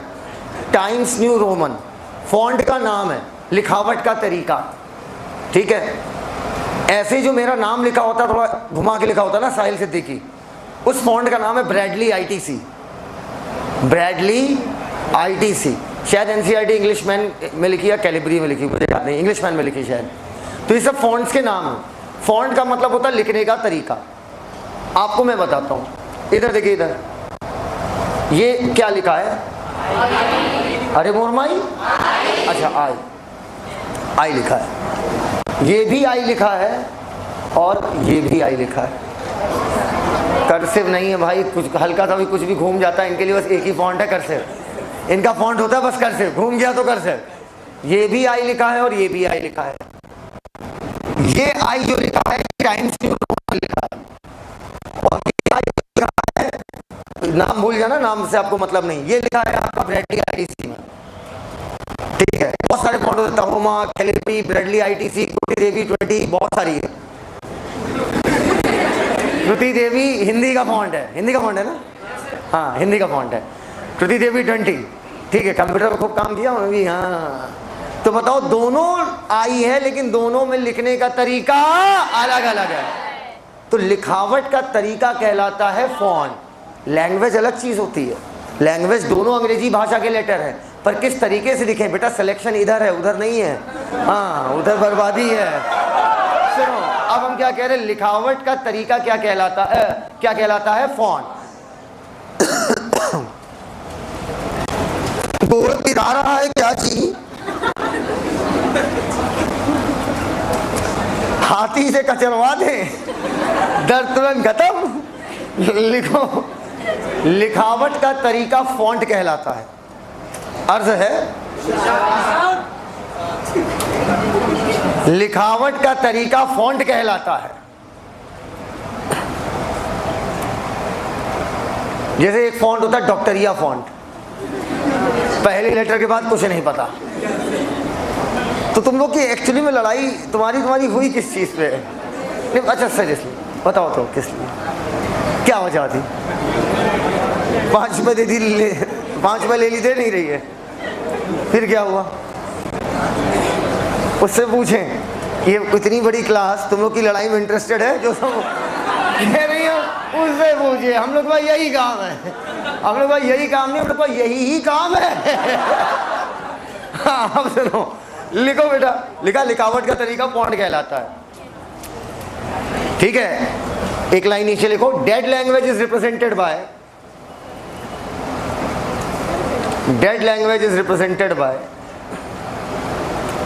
italics font is represented by italics font. Dead language is represented by italics font.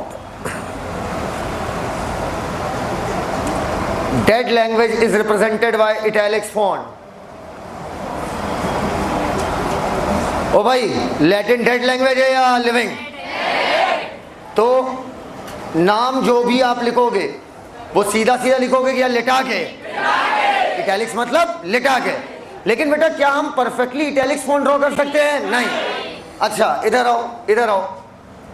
अब मैं क्या कह रहा हूं, अगर आप इटैलिक्स लैंग्वेज यूज नहीं कर पा रहे हो, नाम को हाथ से लिख रहे हो, तो आपको दोनों वर्ड को सेपरेटली अंडरलाइन करना है। मतलब बीच में गैप होना है। बीच में अगर जोड़ दिया ना तो गलत हो गया। हाँ भाई गलत हो गया, ओए लड़की गलत हो गया। इधर सुनो, दोनों को क्या करना है? Separately underline. अब लास्ट पॉइंट सुनिए, खत्म। रूल्स इतना ही है। जिस ऑथर ने उस प्लांट को डिस्क्राइब किया हो, उसके बारे में पूरी पूरी किताब लिखी हो, उसने उसकी खोज की हो, उसने उसका जिक्र किया हो, उसका नाम एब्रीविएटेड फॉर्म में लिखेंगे। एब्रीविएटेड फॉर्म, एब्रीविएटेड फॉर्म का मतलब शॉर्ट फॉर्म नहीं, शॉर्ट फॉर्म अलग चीज होती है। गलत है, पापी हो तुम। जब मैं छोटा था ना क्लास 6 में, तो एक किताब आती थी, नाम मुझे याद नहीं आ रहा, अभी याद आ जाएगा, ल्यूसेंट, अभी भी आती है।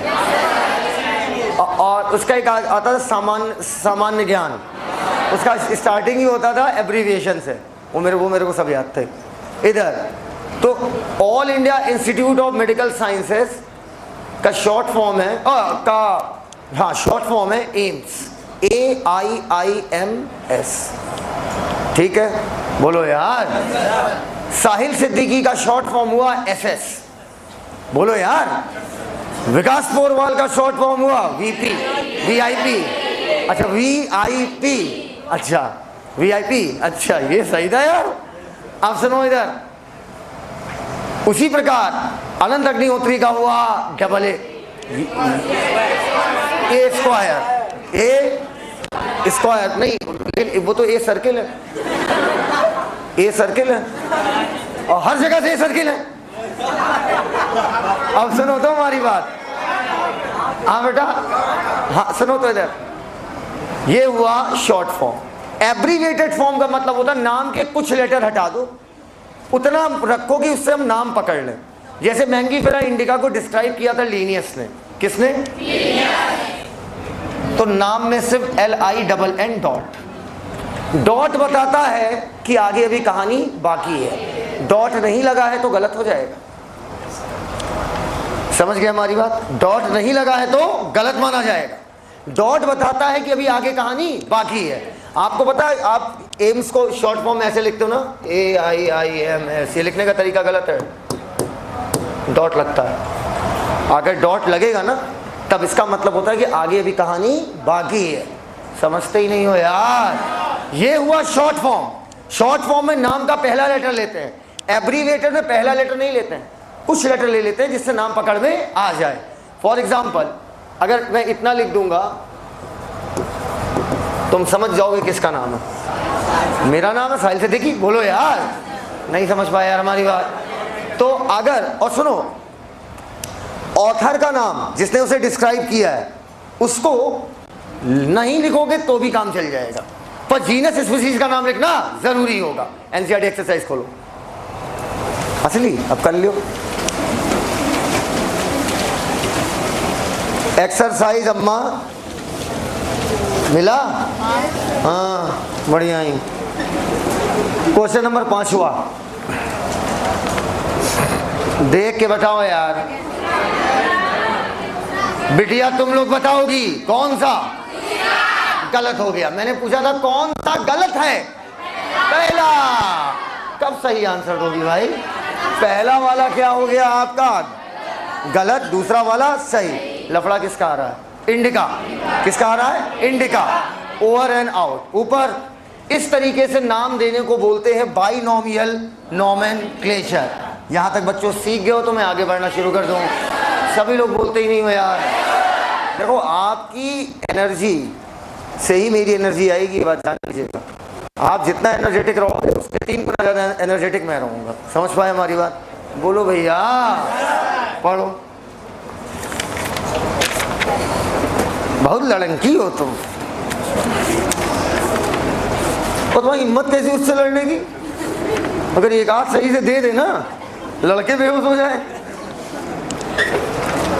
पढ़ो बेटा। इधर एक बात बताओ यार, कहीं तो ये सारे रूल्स लिखे होंगे।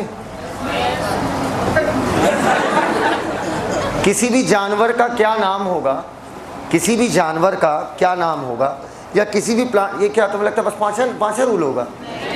ठीक है बेटा, इसके लिए पूरी एक संस्था बनी हुई है, समझ पाए?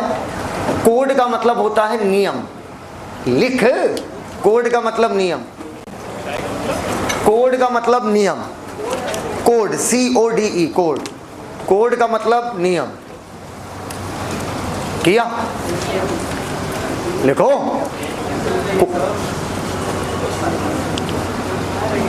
लुपलुपा रही है। कोड का मतलब नियम।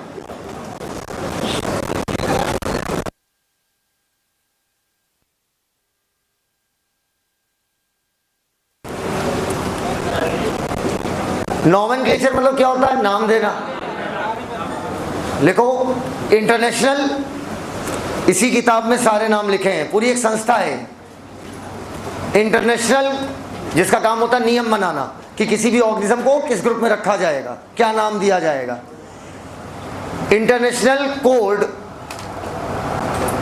कोड मतलब क्या होता है? नियम। International code of zoological nomenclature.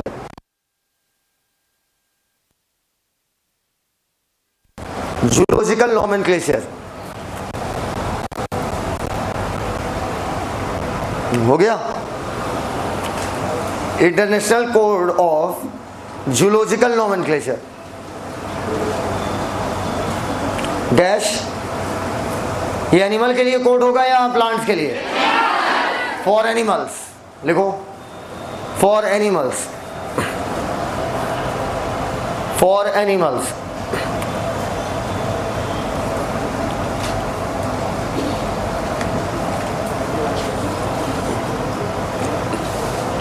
लिखो बहन, international code of botanical nomenclature,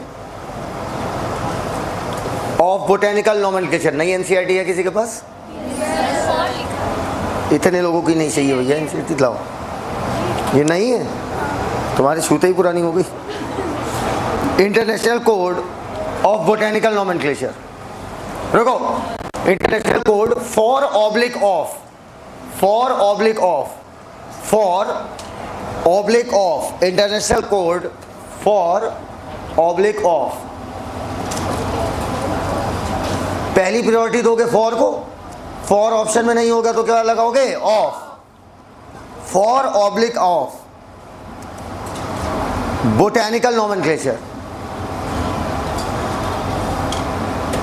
लिखा? डैश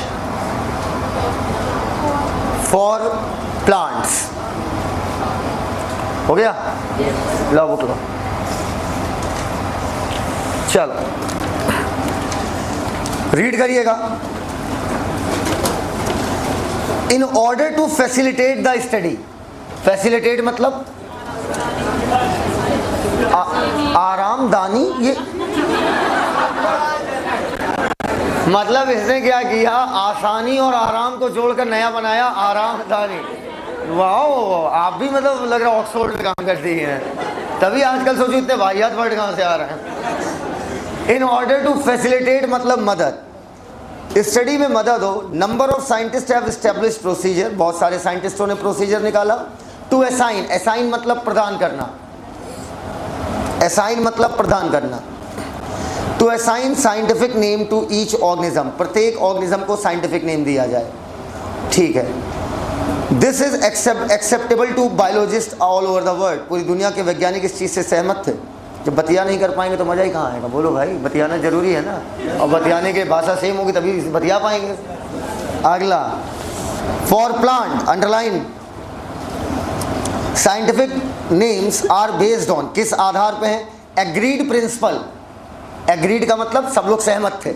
एग्रीड प्रिंसिपल सिद्धांत बनाया, क्राइटेरिया बनाया, मतलब मापदंड बनाए, जो कि ICBN है प्लांट के लिए और ICZN है एनिमल के लिए। अंडरलाइन कर लो फुल फॉर्म, अंडरलाइन किया? The scientific name ensures, ensures मतलब पक्का करना, सुनिश्चित करना। द साइंटिफिक नेम इंश्योर्स, बहन हटो, मैं बैठी रहूं। The scientific name ensures that each organism have only one name, प्रत्येक ऑर्गेनिज्म का एक नाम होगा, कंफ्यूजन ना हो। कहता है किसी भी ऑर्गेनिज्म का डिस्क्रिप्शन शुड इनेबल, हमें सक्षम बनाए, people in any part of the world to arrive at the same name, कि वो सेम नाम को पकड़े, किसी और ऑर्गेनिज्म को ना पकड़े।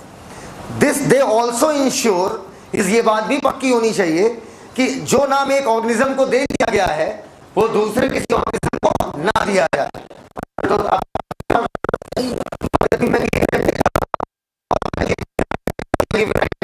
है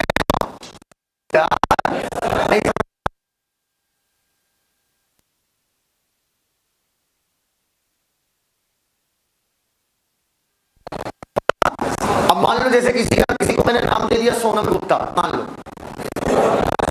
एक कह रहा हूं, तो एक को सोनम गुप्ता कौन है?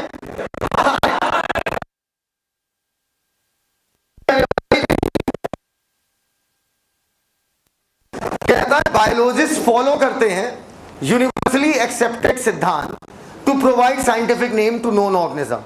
प्रत्येक नाम में कितनी चीजें होंगी? दो, जेनरिक नेम, ठीक है, अरे भाई जीनस नेम, ठीक है, जेनरिक नेम और स्पेसिफिक एपिथेट। अच्छा बेटा, जेनरिक नेम, जीनस और स्पेसिफिक एपिथेट ये नाम क्यों दिए जाते हैं, इसका मतलब क्या होता है कि हम नेक्स्ट लेक्चर में सीखेंगे, ठीक है। This system of providing name, ये जो तरीका है नाम देने का, विद टू कंपोनेंट, कंपोनेंट मतलब दो भाग हैं उसके, वो कहलाता है आपका binomial nomenclature. This naming system, underline, binomial nomenclature was given by Carolus. This naming system given by Carolus Linnaeus is being practiced by biologists all over the world. पूरी दुनिया में इसका इस्तेमाल हो रहा है। This naming use, बेटा two word को ट्रिपल अंडरलाइन कर लो, वर्ड है लेटर नहीं, वर्ड है लेटर नहीं, two word format was found सुविधाजनक, कन्वीनियंट मतलब सुविधाजनक। Let us take the example of mango, आम का एग्जांपल लेते हैं टू अंडरस्टैंड द कैसे साइंटिफिक नेम को इतनी बेटर तरीके से दिया गया। साइंटिफिक नेम मैंगो का रिटर्न है mangifera indica. Let us see, इसमें दो नाम है, एक नाम में दो वर्ड है। बाइनोमियल नेम का मतलब, बाइनोमियल कहने का मतलब दो वर्ड। अगला, in this name Mangifera represent करता है जीनस को, इंडिका रिप्रेजेंट करता है स्पेसिफिक एपिथेट को। अब बेटा ये जो चारों नियम दिए हुए हैं, हाइलाइटर है कहाँ है? बैग में, तो बैग से वो बैग की चैन को ओपन करके उसको हाउ बेटा हाइलाइटर लेना और किताब के, हम लोग लाइन ऐसे अंडरलाइन करते हैं ऐसे,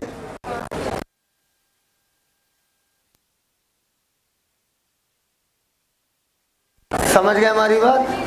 मतलब ये सब इंपॉर्टेंट है, ये नियम ही है जो सबसे इंपॉर्टेंट है, करो और नियम पढ़ते जाओ, पढ़ो, अगर नहीं है तो पेन से पूरा ऐसे कर दो। इधर बेटा पहले सारे नियम अंडरलाइन करिए, सारे नियम अंडरलाइन कीजिए।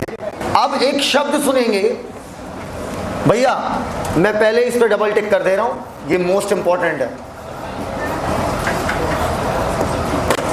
पूछो क्या? टैक्सोन क्या है और कैटेगरी क्या है? यही तो समझाने जा रहा हूं भाई। कौन सी लाइन? अच्छा, वहां पर लिखा है, पहला पॉइंट लिखा है कि बायोलॉजिकल नेम, ठीक है, लैटिन भाषा में होगा, और लैटिन भाषा में नहीं हुआ तो it must be Latinised irrespective. Irrespective मतलब उसकी ओरिजिन कहीं से भी हुई हो, उस वर्ड की उत्पत्ति कहीं से भी हुई हो, लेकिन हमें लैटिन भाषा का ही इस्तेमाल करना है।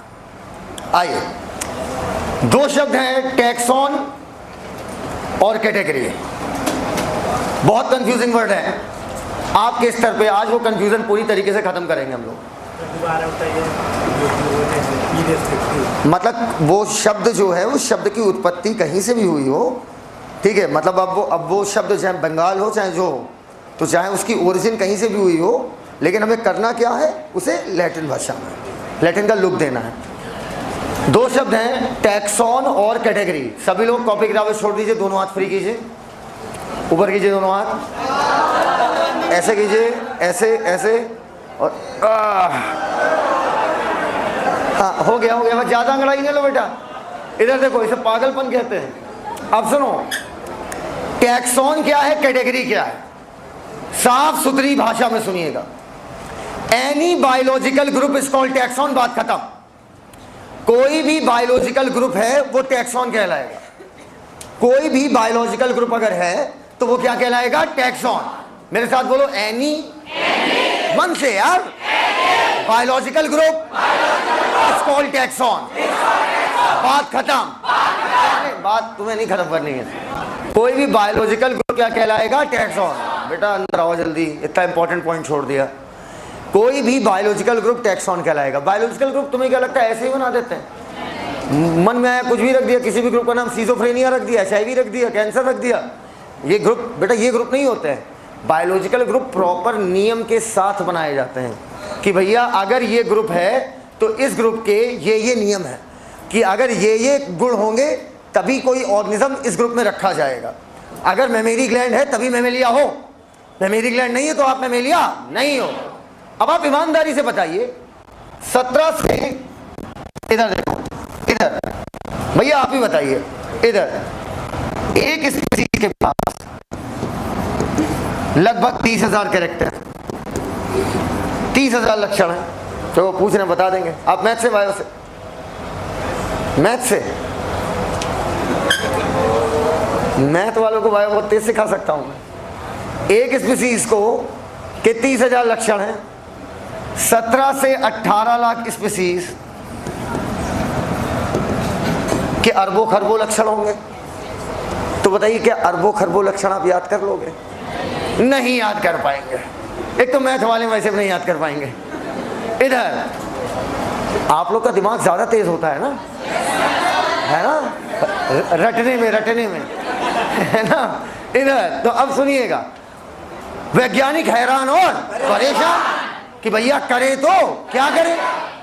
उन्होंने कहा यार जिनके जिनके लक्षण आपस में मैच करें उनको उठा के एक ग्रुप में रख दो, और ग्रुप भी अलग अलग लेवल पे बनाओ, छोटा ग्रुप और बड़ा ग्रुप और बड़ा ग्रुप और बड़ा ग्रुप। प्लीज सीखना बहुत अच्छे से, बहुत अच्छे से सीखना, एक बार मैं सिखा दूंगा, ठीक। मैं यहां पर कुछ लक्षण लिखने जा रहा हूं, जिन जिन बच्चों से वो लक्षण मैच करे वो बच्चे खड़े होते जाएंगे। समझ गया बात को? बोलो बेटा। अब इधर सुनना मेरी बात। पहला खड़े होने के लिए तैयार रहना। पहला लक्षण मैंने लिखा, साहिल्स स्टूडेंट।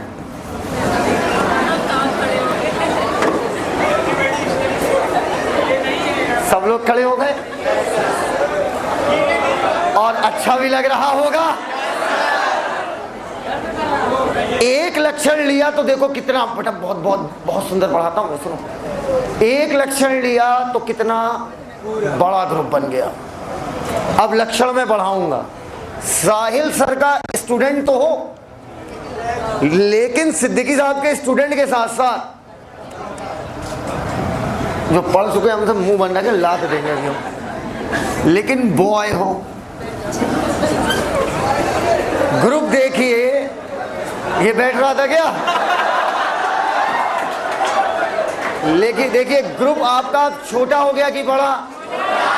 लक्षण बढ़ाया, ग्रुप क्या हो गया? छोटा। तुम लोग उस ग्रुप के भी मेंबर थे और इस ग्रुप के भी मेंबर हो। बोलो यार, बोलते ही नहीं हो यार। तीसरा लक्षण, चश्मा लगाया हो। ग्रुप छोटा हो गया, लक्षण, तुम लोग, क्या तुम इसके पहले वाले ग्रुप के भी मेंबर थे? जितने लोग खड़े उनसे बात कर रहा हूं, क्या इसके पहले वाले ग्रुप के भी मेंबर थे? बोलते ही नहीं यार, तो तुम लोग क्यों बोल रही हो? इसके पहले मतलब तुम तीनों ग्रुप में थे, पहले वाले में भी थे, दूसरे वाले में भी हो, तीसरे वाले में भी हो, अलग अलग लेवल पे हो, है बड़े वाले ग्रुप में भी तो उससे जुड़े। चौथा, जीन्स पहना हो, बड़ा तुम्हें जीन्स पहना हो, लोअर पहना हो, ग्रुप और छोटा हो गया भाई साहब। अब कितने लोग हो, हाथ ऊपर करो। लक्षण बढ़ाते जा रहे हैं, ग्रुप छोटा होता जा रहा है। शर्ट पर, उसकी टी शर्ट पर पी लिखा हो, पी फॉर पप्पू, यहां पर पी लिखा हो। अरे लिखा है क्या? ये है अपराधी।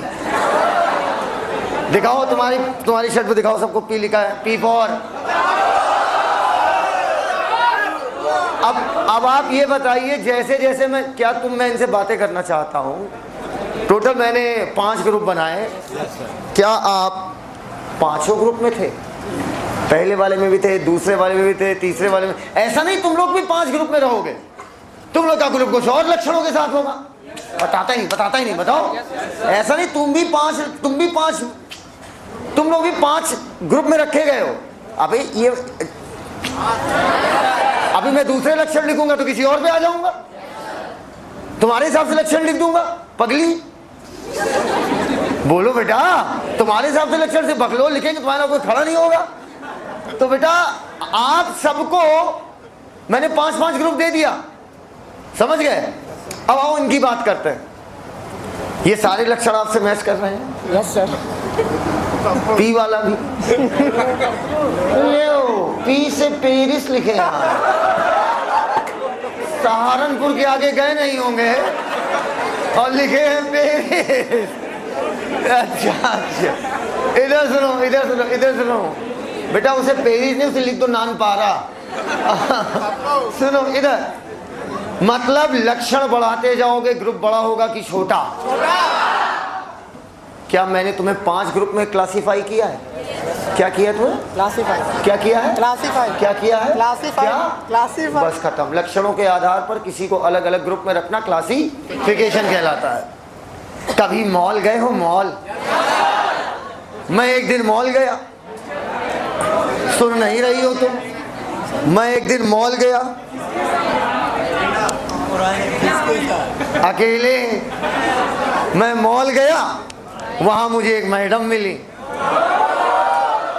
अरे बहन थी किसी न किसी की। इधर अब क्या हुआ, मुझे मैडम मिली, can how may I help you? हमने कहा how may I help you? मैंने कहा हाउ मच? इधर आओ। अब वो कहती, मैडम मुझसे कहती हैं, कहती सर आपको क्या चाहिए? मैंने कहा कपड़ा। इसमें क्या, अरे इसमें भाई कपड़ा चाहिए और क्या? कहीं सर इधर राइट साइड जाइएगा, लेफ्ट अपर कॉर्नर बटन का बोली ना है। हम लोग लेफ्ट अपर ये सब समझ पते, बस सीधा जाए क्या है, एमुर घूमे क्या है। मैं वहाँ पहुँचा, वहाँ एक और मैम खड़ी थी, वहाँ उन्होंने पूछा क्या चाहिए? कैन कपड़ा? कैन कपड़ा नहीं, कपड़ा तो यहाँ सब है, अब कपड़ा वाला लक्षण खत्म करो, अब कपड़े में बताओ क्या चाहिए। हम क्या कपड़े में हमको बूसट चाहिए।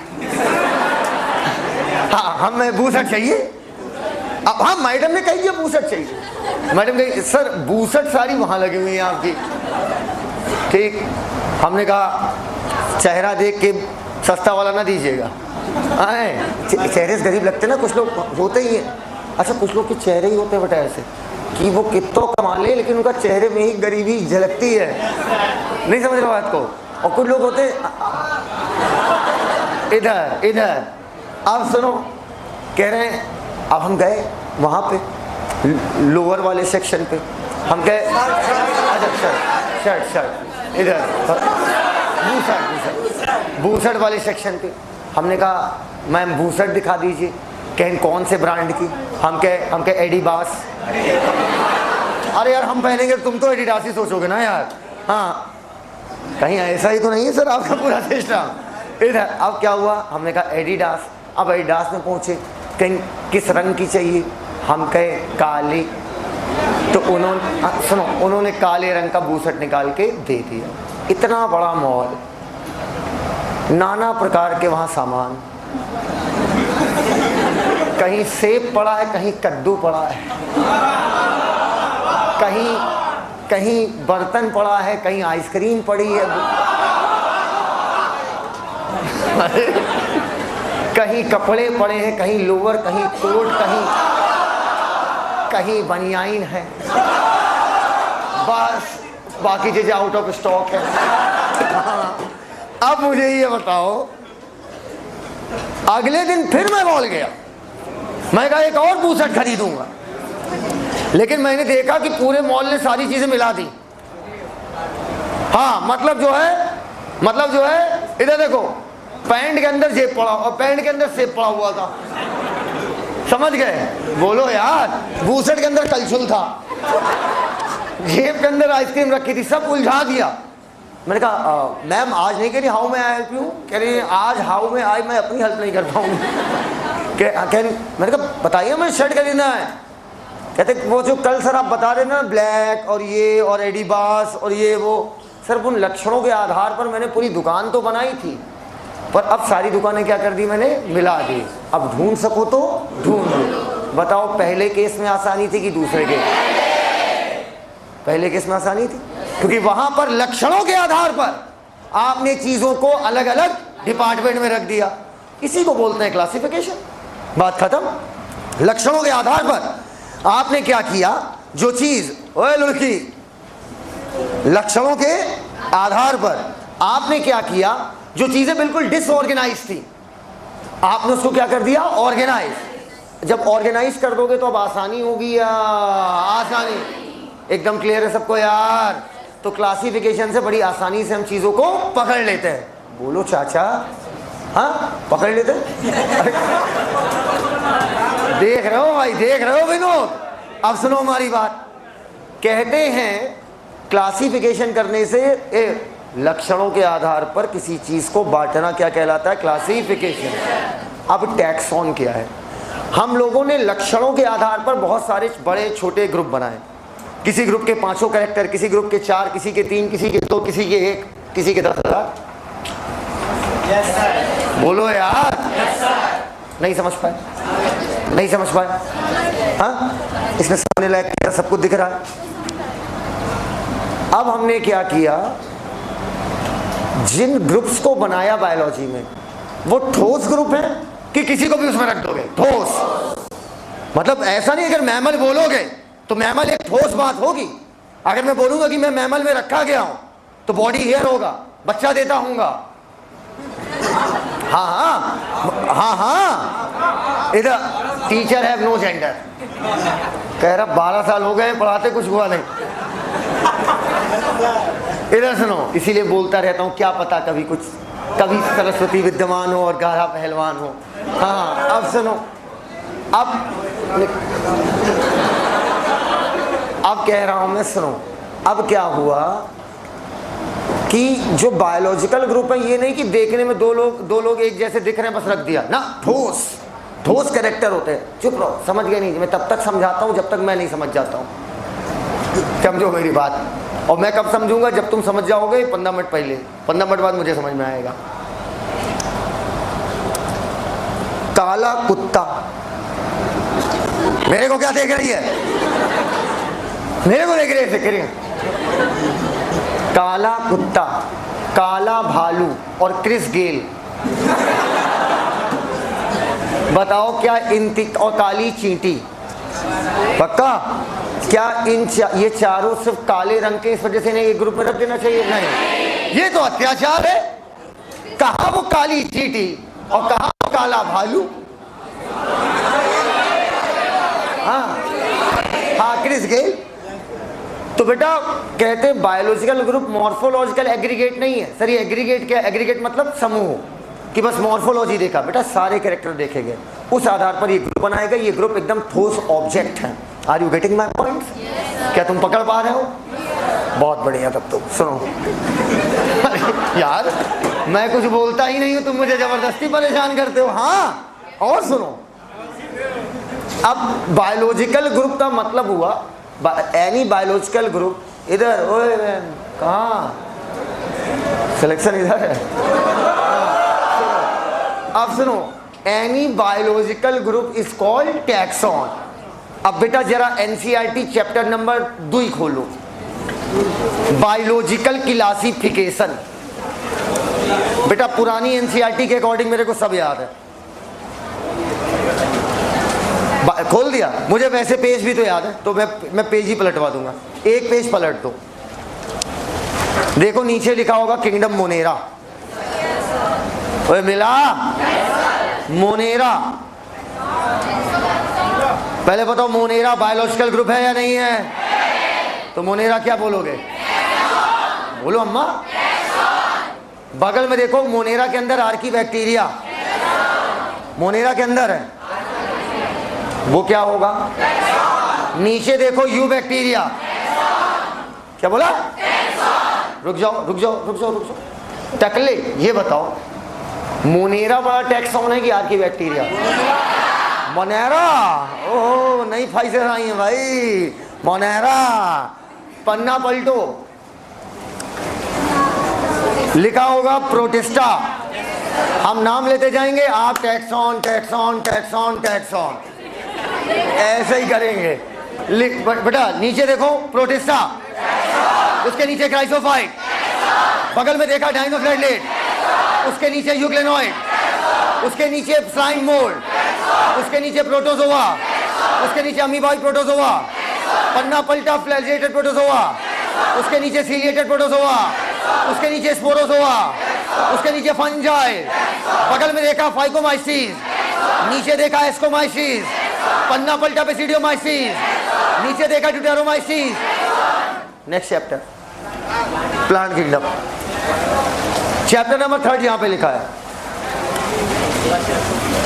चैप्टर नंबर 3 के नीचे देखा प्लांट।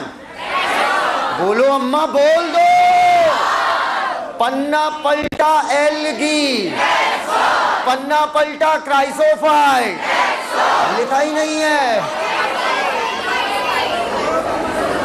पन्ना पल्टो क्लोरोफाइसी, नीचे देखा फियोफाइसी, बगल में देखा रोडोफाइसी, पन्ना पल्टा ब्रायोफाइट, बगल में देखा लीवर वॉल, पन्ना पल्टा मोसेल, नीचे देखा टेरिडोफाइट, पन्ना पल्टा जिम्नो के ऊपर देखो। अरे पन्ना पल्टो जिम्नो के ऊपर देखो, 3 लाइन लिखी है। Pteridophytes are divided into 4 types: Psilopsida, Tex, Lycopsida, Pteropsida, Sphenopsida। सब याद कराएंगे सारे टैक्सॉन। नीचे देखा जिम्नोस्पर्म, पन्ना पल्टा एंजियोस्पर्म। NCERT page number 60।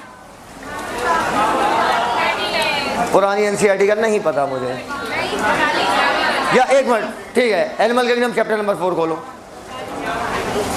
खोला, 2 पेज पलटा पोरीफेरा, पन्ना पलटा सिलेंट्रेटा, बगल में देखा टीनोफोरा, नीचे देखा प्लेडियलमेंथीस, पन्ना पलटा स्केलमेंथीस, नीचे देखा एनालिडा, बगल में देखा आर्थ्रोपोडा, नीचे देखा मोलस्का, पन्ना पलटा इकानोडर्मेटा, उसके नीचे हेमिकोडेटा, उसके नीचे कोऑर्डेटा, बगल में देखो, रुक जाओ, कॉर्डेटा को 3 भाग में बांटा गया है। Urochordata, Cephalochordata, Vertebrata, taxon.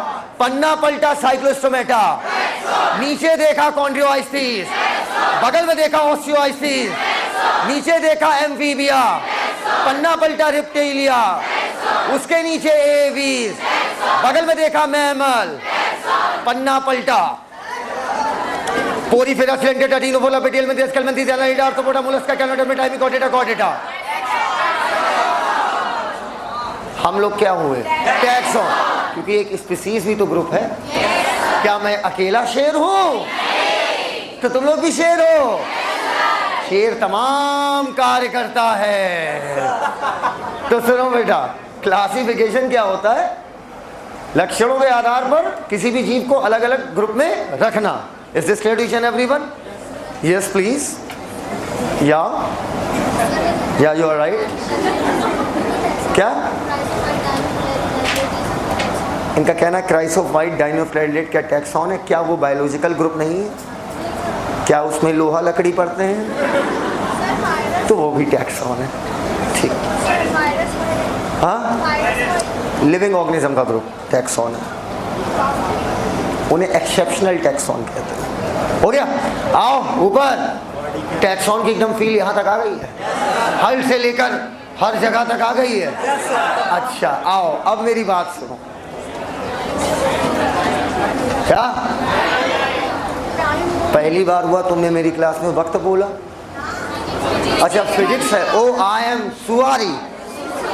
लो, लेकिन बेटा हम जहाँ तक सोच के आते हैं वहाँ तक पढ़ाते हैं, चाहे हमें दूसरे का समय लेना पड़े। मैं ले लूँगा समय। हाँ, since it is nearly impossible, ये लगभग असंभव है, माँ कसम। Since it is nearly impossible to, मेरे मुंह पे, अबे उसी के नीचे यार, ये अंडरलाइन कर लिया। Mangifera indica was described by Linnaeus, underline कर लेना। कहता है since it is nearly impossible to study all the organism, ठीक है, तो it is necessary to devise, devise मतलब बनाना, कि हम बना लें some means to make this possible. Means मतलब तरीके, मीन्स मतलब तरीके, कुछ तरीके ताकि हम पॉसिबल कर पाएं। This process is called classification. Classification is the process by which is grouped into, convenient मतलब सुविधाजनक, anything is grouped into convenient category based on उनके ऑब्जर्वेबल कैरेक्टर। अब जो ऑब्जर्व ही ना कर पाओ फिर उस कैरेक्टर को क्या ही लिखोगे। अगला ऑब्जर्वेबल कैरेक्टर, फॉर एग्जाम्पल, ऊपर सभी लोग बंद करो, अपनी अपनी आंखें बंद करो, बाबा आज तुमको प्रसाद देंगे। बंद कर, नहीं जपनाम अपनाम नहीं होगा। हाँ बंद करो आंखें। अरे trust me, I am not going to take your pen. हाँ आंखें बंद करो। सभी लोग एक कुत्ता सोचो मन में।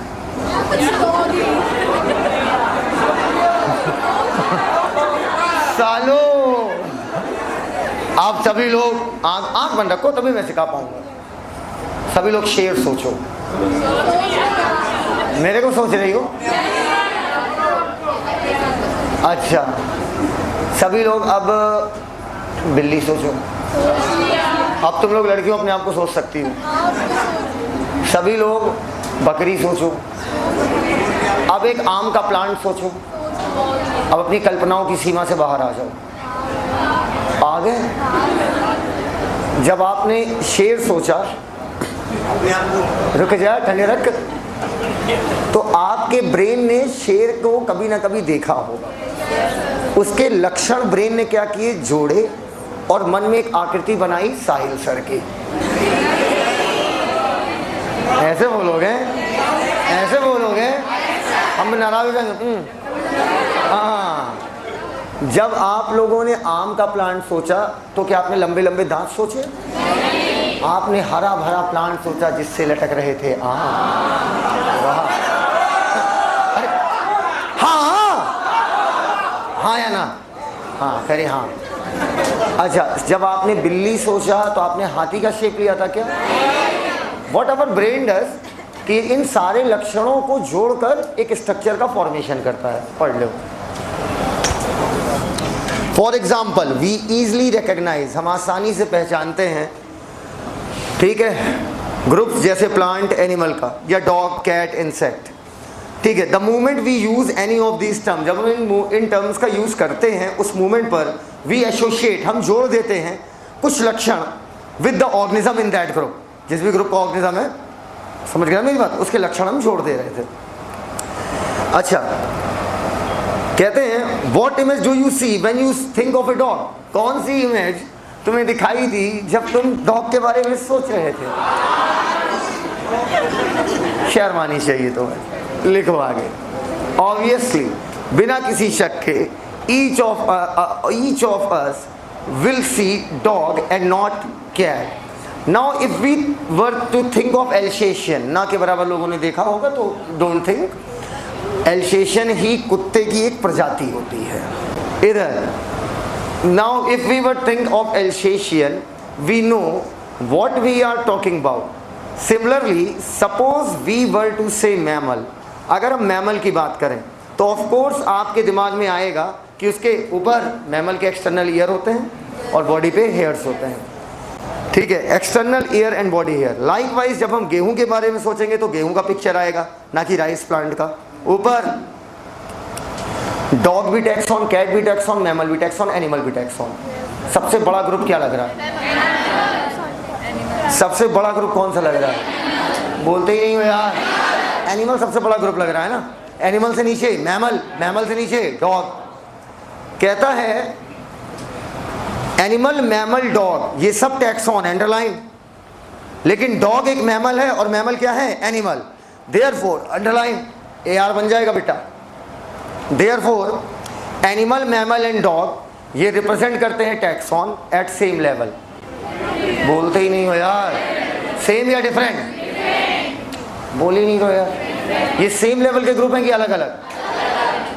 बोलो यार, नहीं झपड़िया नहीं, बोलो यार। हाँ, हेंस बेस्ड ऑन लक्षण हम लिविंग ऑर्गेनिज्म को क्लासिफाई करते हैं अलग अलग टैक्सॉन में। पक्का? और टैक्सॉन में ही बांटना, नियम बनाना, ये सब आता है taxonomy. This process of classification is taxonomy. आपने सारे लक्षण लिए थे, एक्सटर्नल, इंटरनल, सेल का स्ट्रक्चर कैसा है, प्रोकैरियोट है या यूकैरियोट है, डेवलपमेंटल प्रोसेस, ऊपर एम्ब्रियोनिक डेवलपमेंट कैसा हुआ है, इकोलॉजिकल इन्फॉर्मेशन। इकोलॉजिकल इन्फॉर्मेशन मतलब वो किस वातावरण में रहता है, कहाँ पर रहना पसंद करता है, ये सारी चीज़ें आज हम मॉडर्न टैक्सोनॉमी में सारे लक्षण लेते हैं।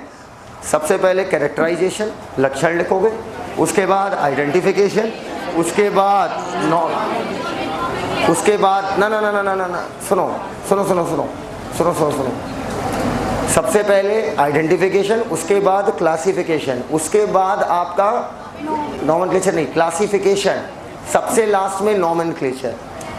सुनो, बता रहे हैं सबसे पहले। अबे वो हम स्टेप्स नहीं लिखे 1 2 3 4, वो मैंने जनरल 4 बातें लिखी थी। सबसे पहले एक बंदे को मैंने खड़ा किया, जंगल में मिला, सारे लक्षण लिखे, आइडेंटिफाई किया, उसके लक्षणों के आधार पर अब उसको हम क्या देंगे? ग्रुप्स। ठीक, पहले ग्रुप दोगे और सबसे लास्ट में हम देंगे नाम। स्टेप्स ये होंगे, वो मैंने जनरल 4 पॉइंट लिखे थे। सबसे पहले क्या करेंगे हम लोग? Identification, characterization. उसके बाद आप क्या करेंगे? आइडेंटिफाई। सुनो, मैं क्यों कह रहा हूँ नाम पहले नहीं दोगे? पूछो क्यों नाम पहले नहीं दोगे? क्योंकि जब तक उसे क्लासीफाई नहीं करोगे प्रॉपरली, तब तक आप नाम दोगे कैसे? बोलो भैया कि वो किस किस ग्रुप में रखा जाएगा। तो अब बेटा ये 4 स्टेप्स लाइन में लिखो। तुम वो चारों स्टेप समझ लिए थे? तुम समझी थी ना? समझ गए थे, तुम ही समझ सकती हो। लिखो पहला कैरेक्टराइजेशन। अगर आप गूगल करेंगे तो आपको दिखाएगा सबसे पहले आइडेंटिफिकेशन। एग्जाम में लगा के चले आना, गलत साबित हो जाओगे। सबसे पहले कैरेक्टराइजेशन, कॉमन सेंस लगाओ। बगैर लक्षणों के आइडेंटिफाई कैसे कर लोगे बे? पहले तो करेक्ट लक्षण लिखोगे ना। कैरेक्टराइजेशन के ऊपर लिखो डिस्क्रिप्शन।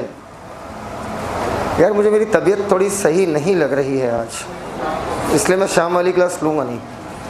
और क्योंकि अगर मैंने ले ली जिद में आके तबीयत इन द सेंस, तो मेरी कल की क्लास डिस्टर्ब हो जाएंगी। और कल एक्चुअली में फ्रेशर्स में cell cycle and cell division, और तुम लोग जानते हो cell cycle and cell division ही क्या है? जेनेटिक्स। तो थोड़ा सा टेम्परामेंट बनाना पड़ता है। ठीक है, तो आज शाम वाली ना रखें तो चलेगा? हाँ, नहीं सोया नहीं। अब क्यों नहीं सोया वो अलग बात। कैरेक्टराइजेशन, आइडेंटिफिकेशन, क्लासिफिकेशन और नॉमेनक्लेचर, ये 4 प्रोसेस है टैक्सोनॉमी के ऊपर।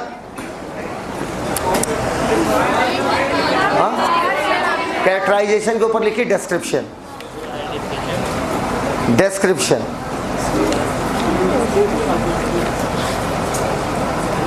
और एक ही दिन में चैप्टर खत्म करने अच्छा नहीं लगता ना, कम से कम 2 दिन तो चले यार। ये एक ही दिन में खत्म हो जाएगा। हो गया? ऊपर homework,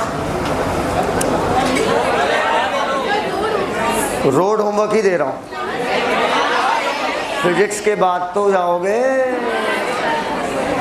so today's road homework is, हम लोग रोड होमवर्क देते हैं। रोड होमवर्क है इस चैप्टर को जहाँ तक आपने पढ़ा है उसे 2 बार रीड करेंगे। क्या करेंगे? क्लियर? क्लियर है? अच्छा, कल वाली जो शीट थी फिगर वाली, वो मैंने कल रोक दी थी ना, क्योंकि बर्डन तुम्हारा ज़्यादा पड़ रहा था यार, उसमें मुझे मज़ा नहीं आ रहा। मैं उसे और अच्छी करूँगा पहले कि दे दूँ, दे देंगे फिर और अच्छी करके फिर दे देंगे, ठीक है। उसमें ऐसा करना जो डायग्राम्स हैं, लिसन, जो डायग्राम्स हैं उनका मैं तो सेट करके चला आया, उसने सेट नहीं कर पाया, तो उसका डायग्राम में जो लेबलिंग है, जो खोचे निकले और हल्के हैं, तो तुम बुक से देख के गाढ़ा कर लेना। इतना कर लोगे? बोलो भैया। Head down.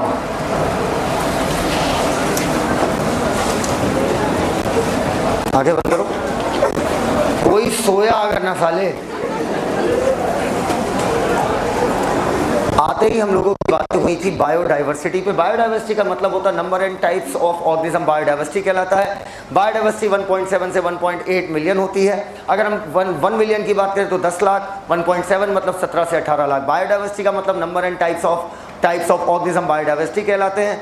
अगर हम आप अपना एरिया ऑफ एक्सप्लोरेशन बढ़ाते जाते हैं तो बायोडाइवर्सिटी हमें ज़्यादा मिलेगी। जैसे जैसे एरिया बढ़ाएंगे हमें नई नई स्पीसीज़ मिलेंगी और नंबर ऑफ स्पीसीज़ भी ज़्यादा मिलेंगी।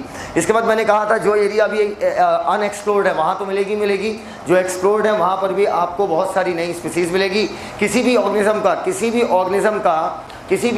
का एक ही देश में बहुत सारा नाम होता है, जिससे वैज्ञानिकों के बीच में कन्फ्यूज़न होता है। इस वजह से आपके स्वीडन के कैरोलस लीनियस ने स्वीडन के जो थे, इन्होंने क्या किया, इन्होंने आपका कहा कि एक ऑर्गेनिज्म को एक नाम दिया जाएगा और वो नाम स्टैंडर्ड नेम होगा, और उसके अलावा उस किसी भी ऑर्गेनिज्म को वो नाम नहीं दिया जाएगा जो किसी को दिया जा चुका है। अर्थात प्रत्येक ऑर्गेनिज्म को एक नाम दिया जाएगा जिससे आपस में बात करने में आसानी हो। फिर आपका कैरोलस लीनियस ने बाइनोमियल नोमेनक्लेचर दिया। बाइनोमियल नोमेनक्लेचर के तहत लैटिन भाषा, जो अब बदलेगी नहीं क्योंकि एक डेड लैंग्वेज है, लैटिन भाषा का चुनाव हुआ। उस समय के स्कॉलर लैटिन भाषा ही इस्तेमाल करते थे। अब biological name must be in Latin. अब उसकी उत्पत्ति कहीं से भी हुई हो, इररिस्पेक्टिव ऑफ देयर ओरिजिन, आपको बायोलॉजिकल नेम को लैटिनाइज करना ही पड़ेगा, अर्थात लैटिन का लुक देना पड़ेगा। बायोलॉजिकल नेम में प्रत्येक नाम में 2 वर्ड होगा, पहला वाला जीनस, पहला वाला जीनस, आंखें बंद, पहला वाला जीनस, दूसरा वाला स्पेसिफिक एपिथेट। स्पेसिफिक एपिथेट बोल दो या स्पीसीज बोल दो, जीनस बोल दो या जेनरिक नेम बोल दो, एक ही बात है। बायोलॉजिकल नेम आपका इटैलिक्स फॉन्ट में होंगे, जो कि इनकी डेड लैंग्वेज से लिए गए, ये बताता है। बायोलॉजिकल नेम आपके सेपरेटली अंडरलाइन होंगे अगर हैंड रिटन है। जो भी पहला वर्ड होगा जीनस का वो कैपिटल होगा, स्पीसीज का पहला लेटर स्मॉल, ओवरऑल जीनस का पहला लेटर कैपिटल, बाकी सब स्मॉल। इसके बाद मैंने कहा था जो भी ऑथर होगा, जिसने भी डिस्क्राइब किया, जैसे मैंगीफेरा इंडिका ने लीनियस मैंगीफेरा इंडिका को डिस्क्राइब किया, उसका नाम एब्रिविएटेड फॉर्म में, अर्थात नाम के कुछ लेटर और अंत में डॉट लगाना जरूरी होता है। क्लासिफिकेशन से हम सुविधाजनक तरीके से हेड डाउन, क्लासिफिकेशन करके हम सुविधाजनक तरीके से हम ऑर्गेनिज्म को अलग अलग ग्रुप में रख देते हैं उनके लक्षणों के आधार पर। अर्थात जब भी आप किसी ऑर्गेनिज्म को क्लासीफाई करते हो तो क्लासीफाई करने का मतलब ये नहीं होता एवे उठा के कुछ भी, बस चेहरा देखने में एक जैसा था तो रख दिया, नहीं, ऐसा नहीं है। क्लासिफिकेशन करके जब हम ग्रुप बनाते हैं, टैक्सॉन बनाते हैं, तो प्रत्येक ग्रुप की एक फिक्स कैरेक्टर होते हैं, फिक्स लक्षण होते हैं। आज की बातें यहीं तक, बाकी बातें कल करते हैं। थैंक यू, धन्यवाद।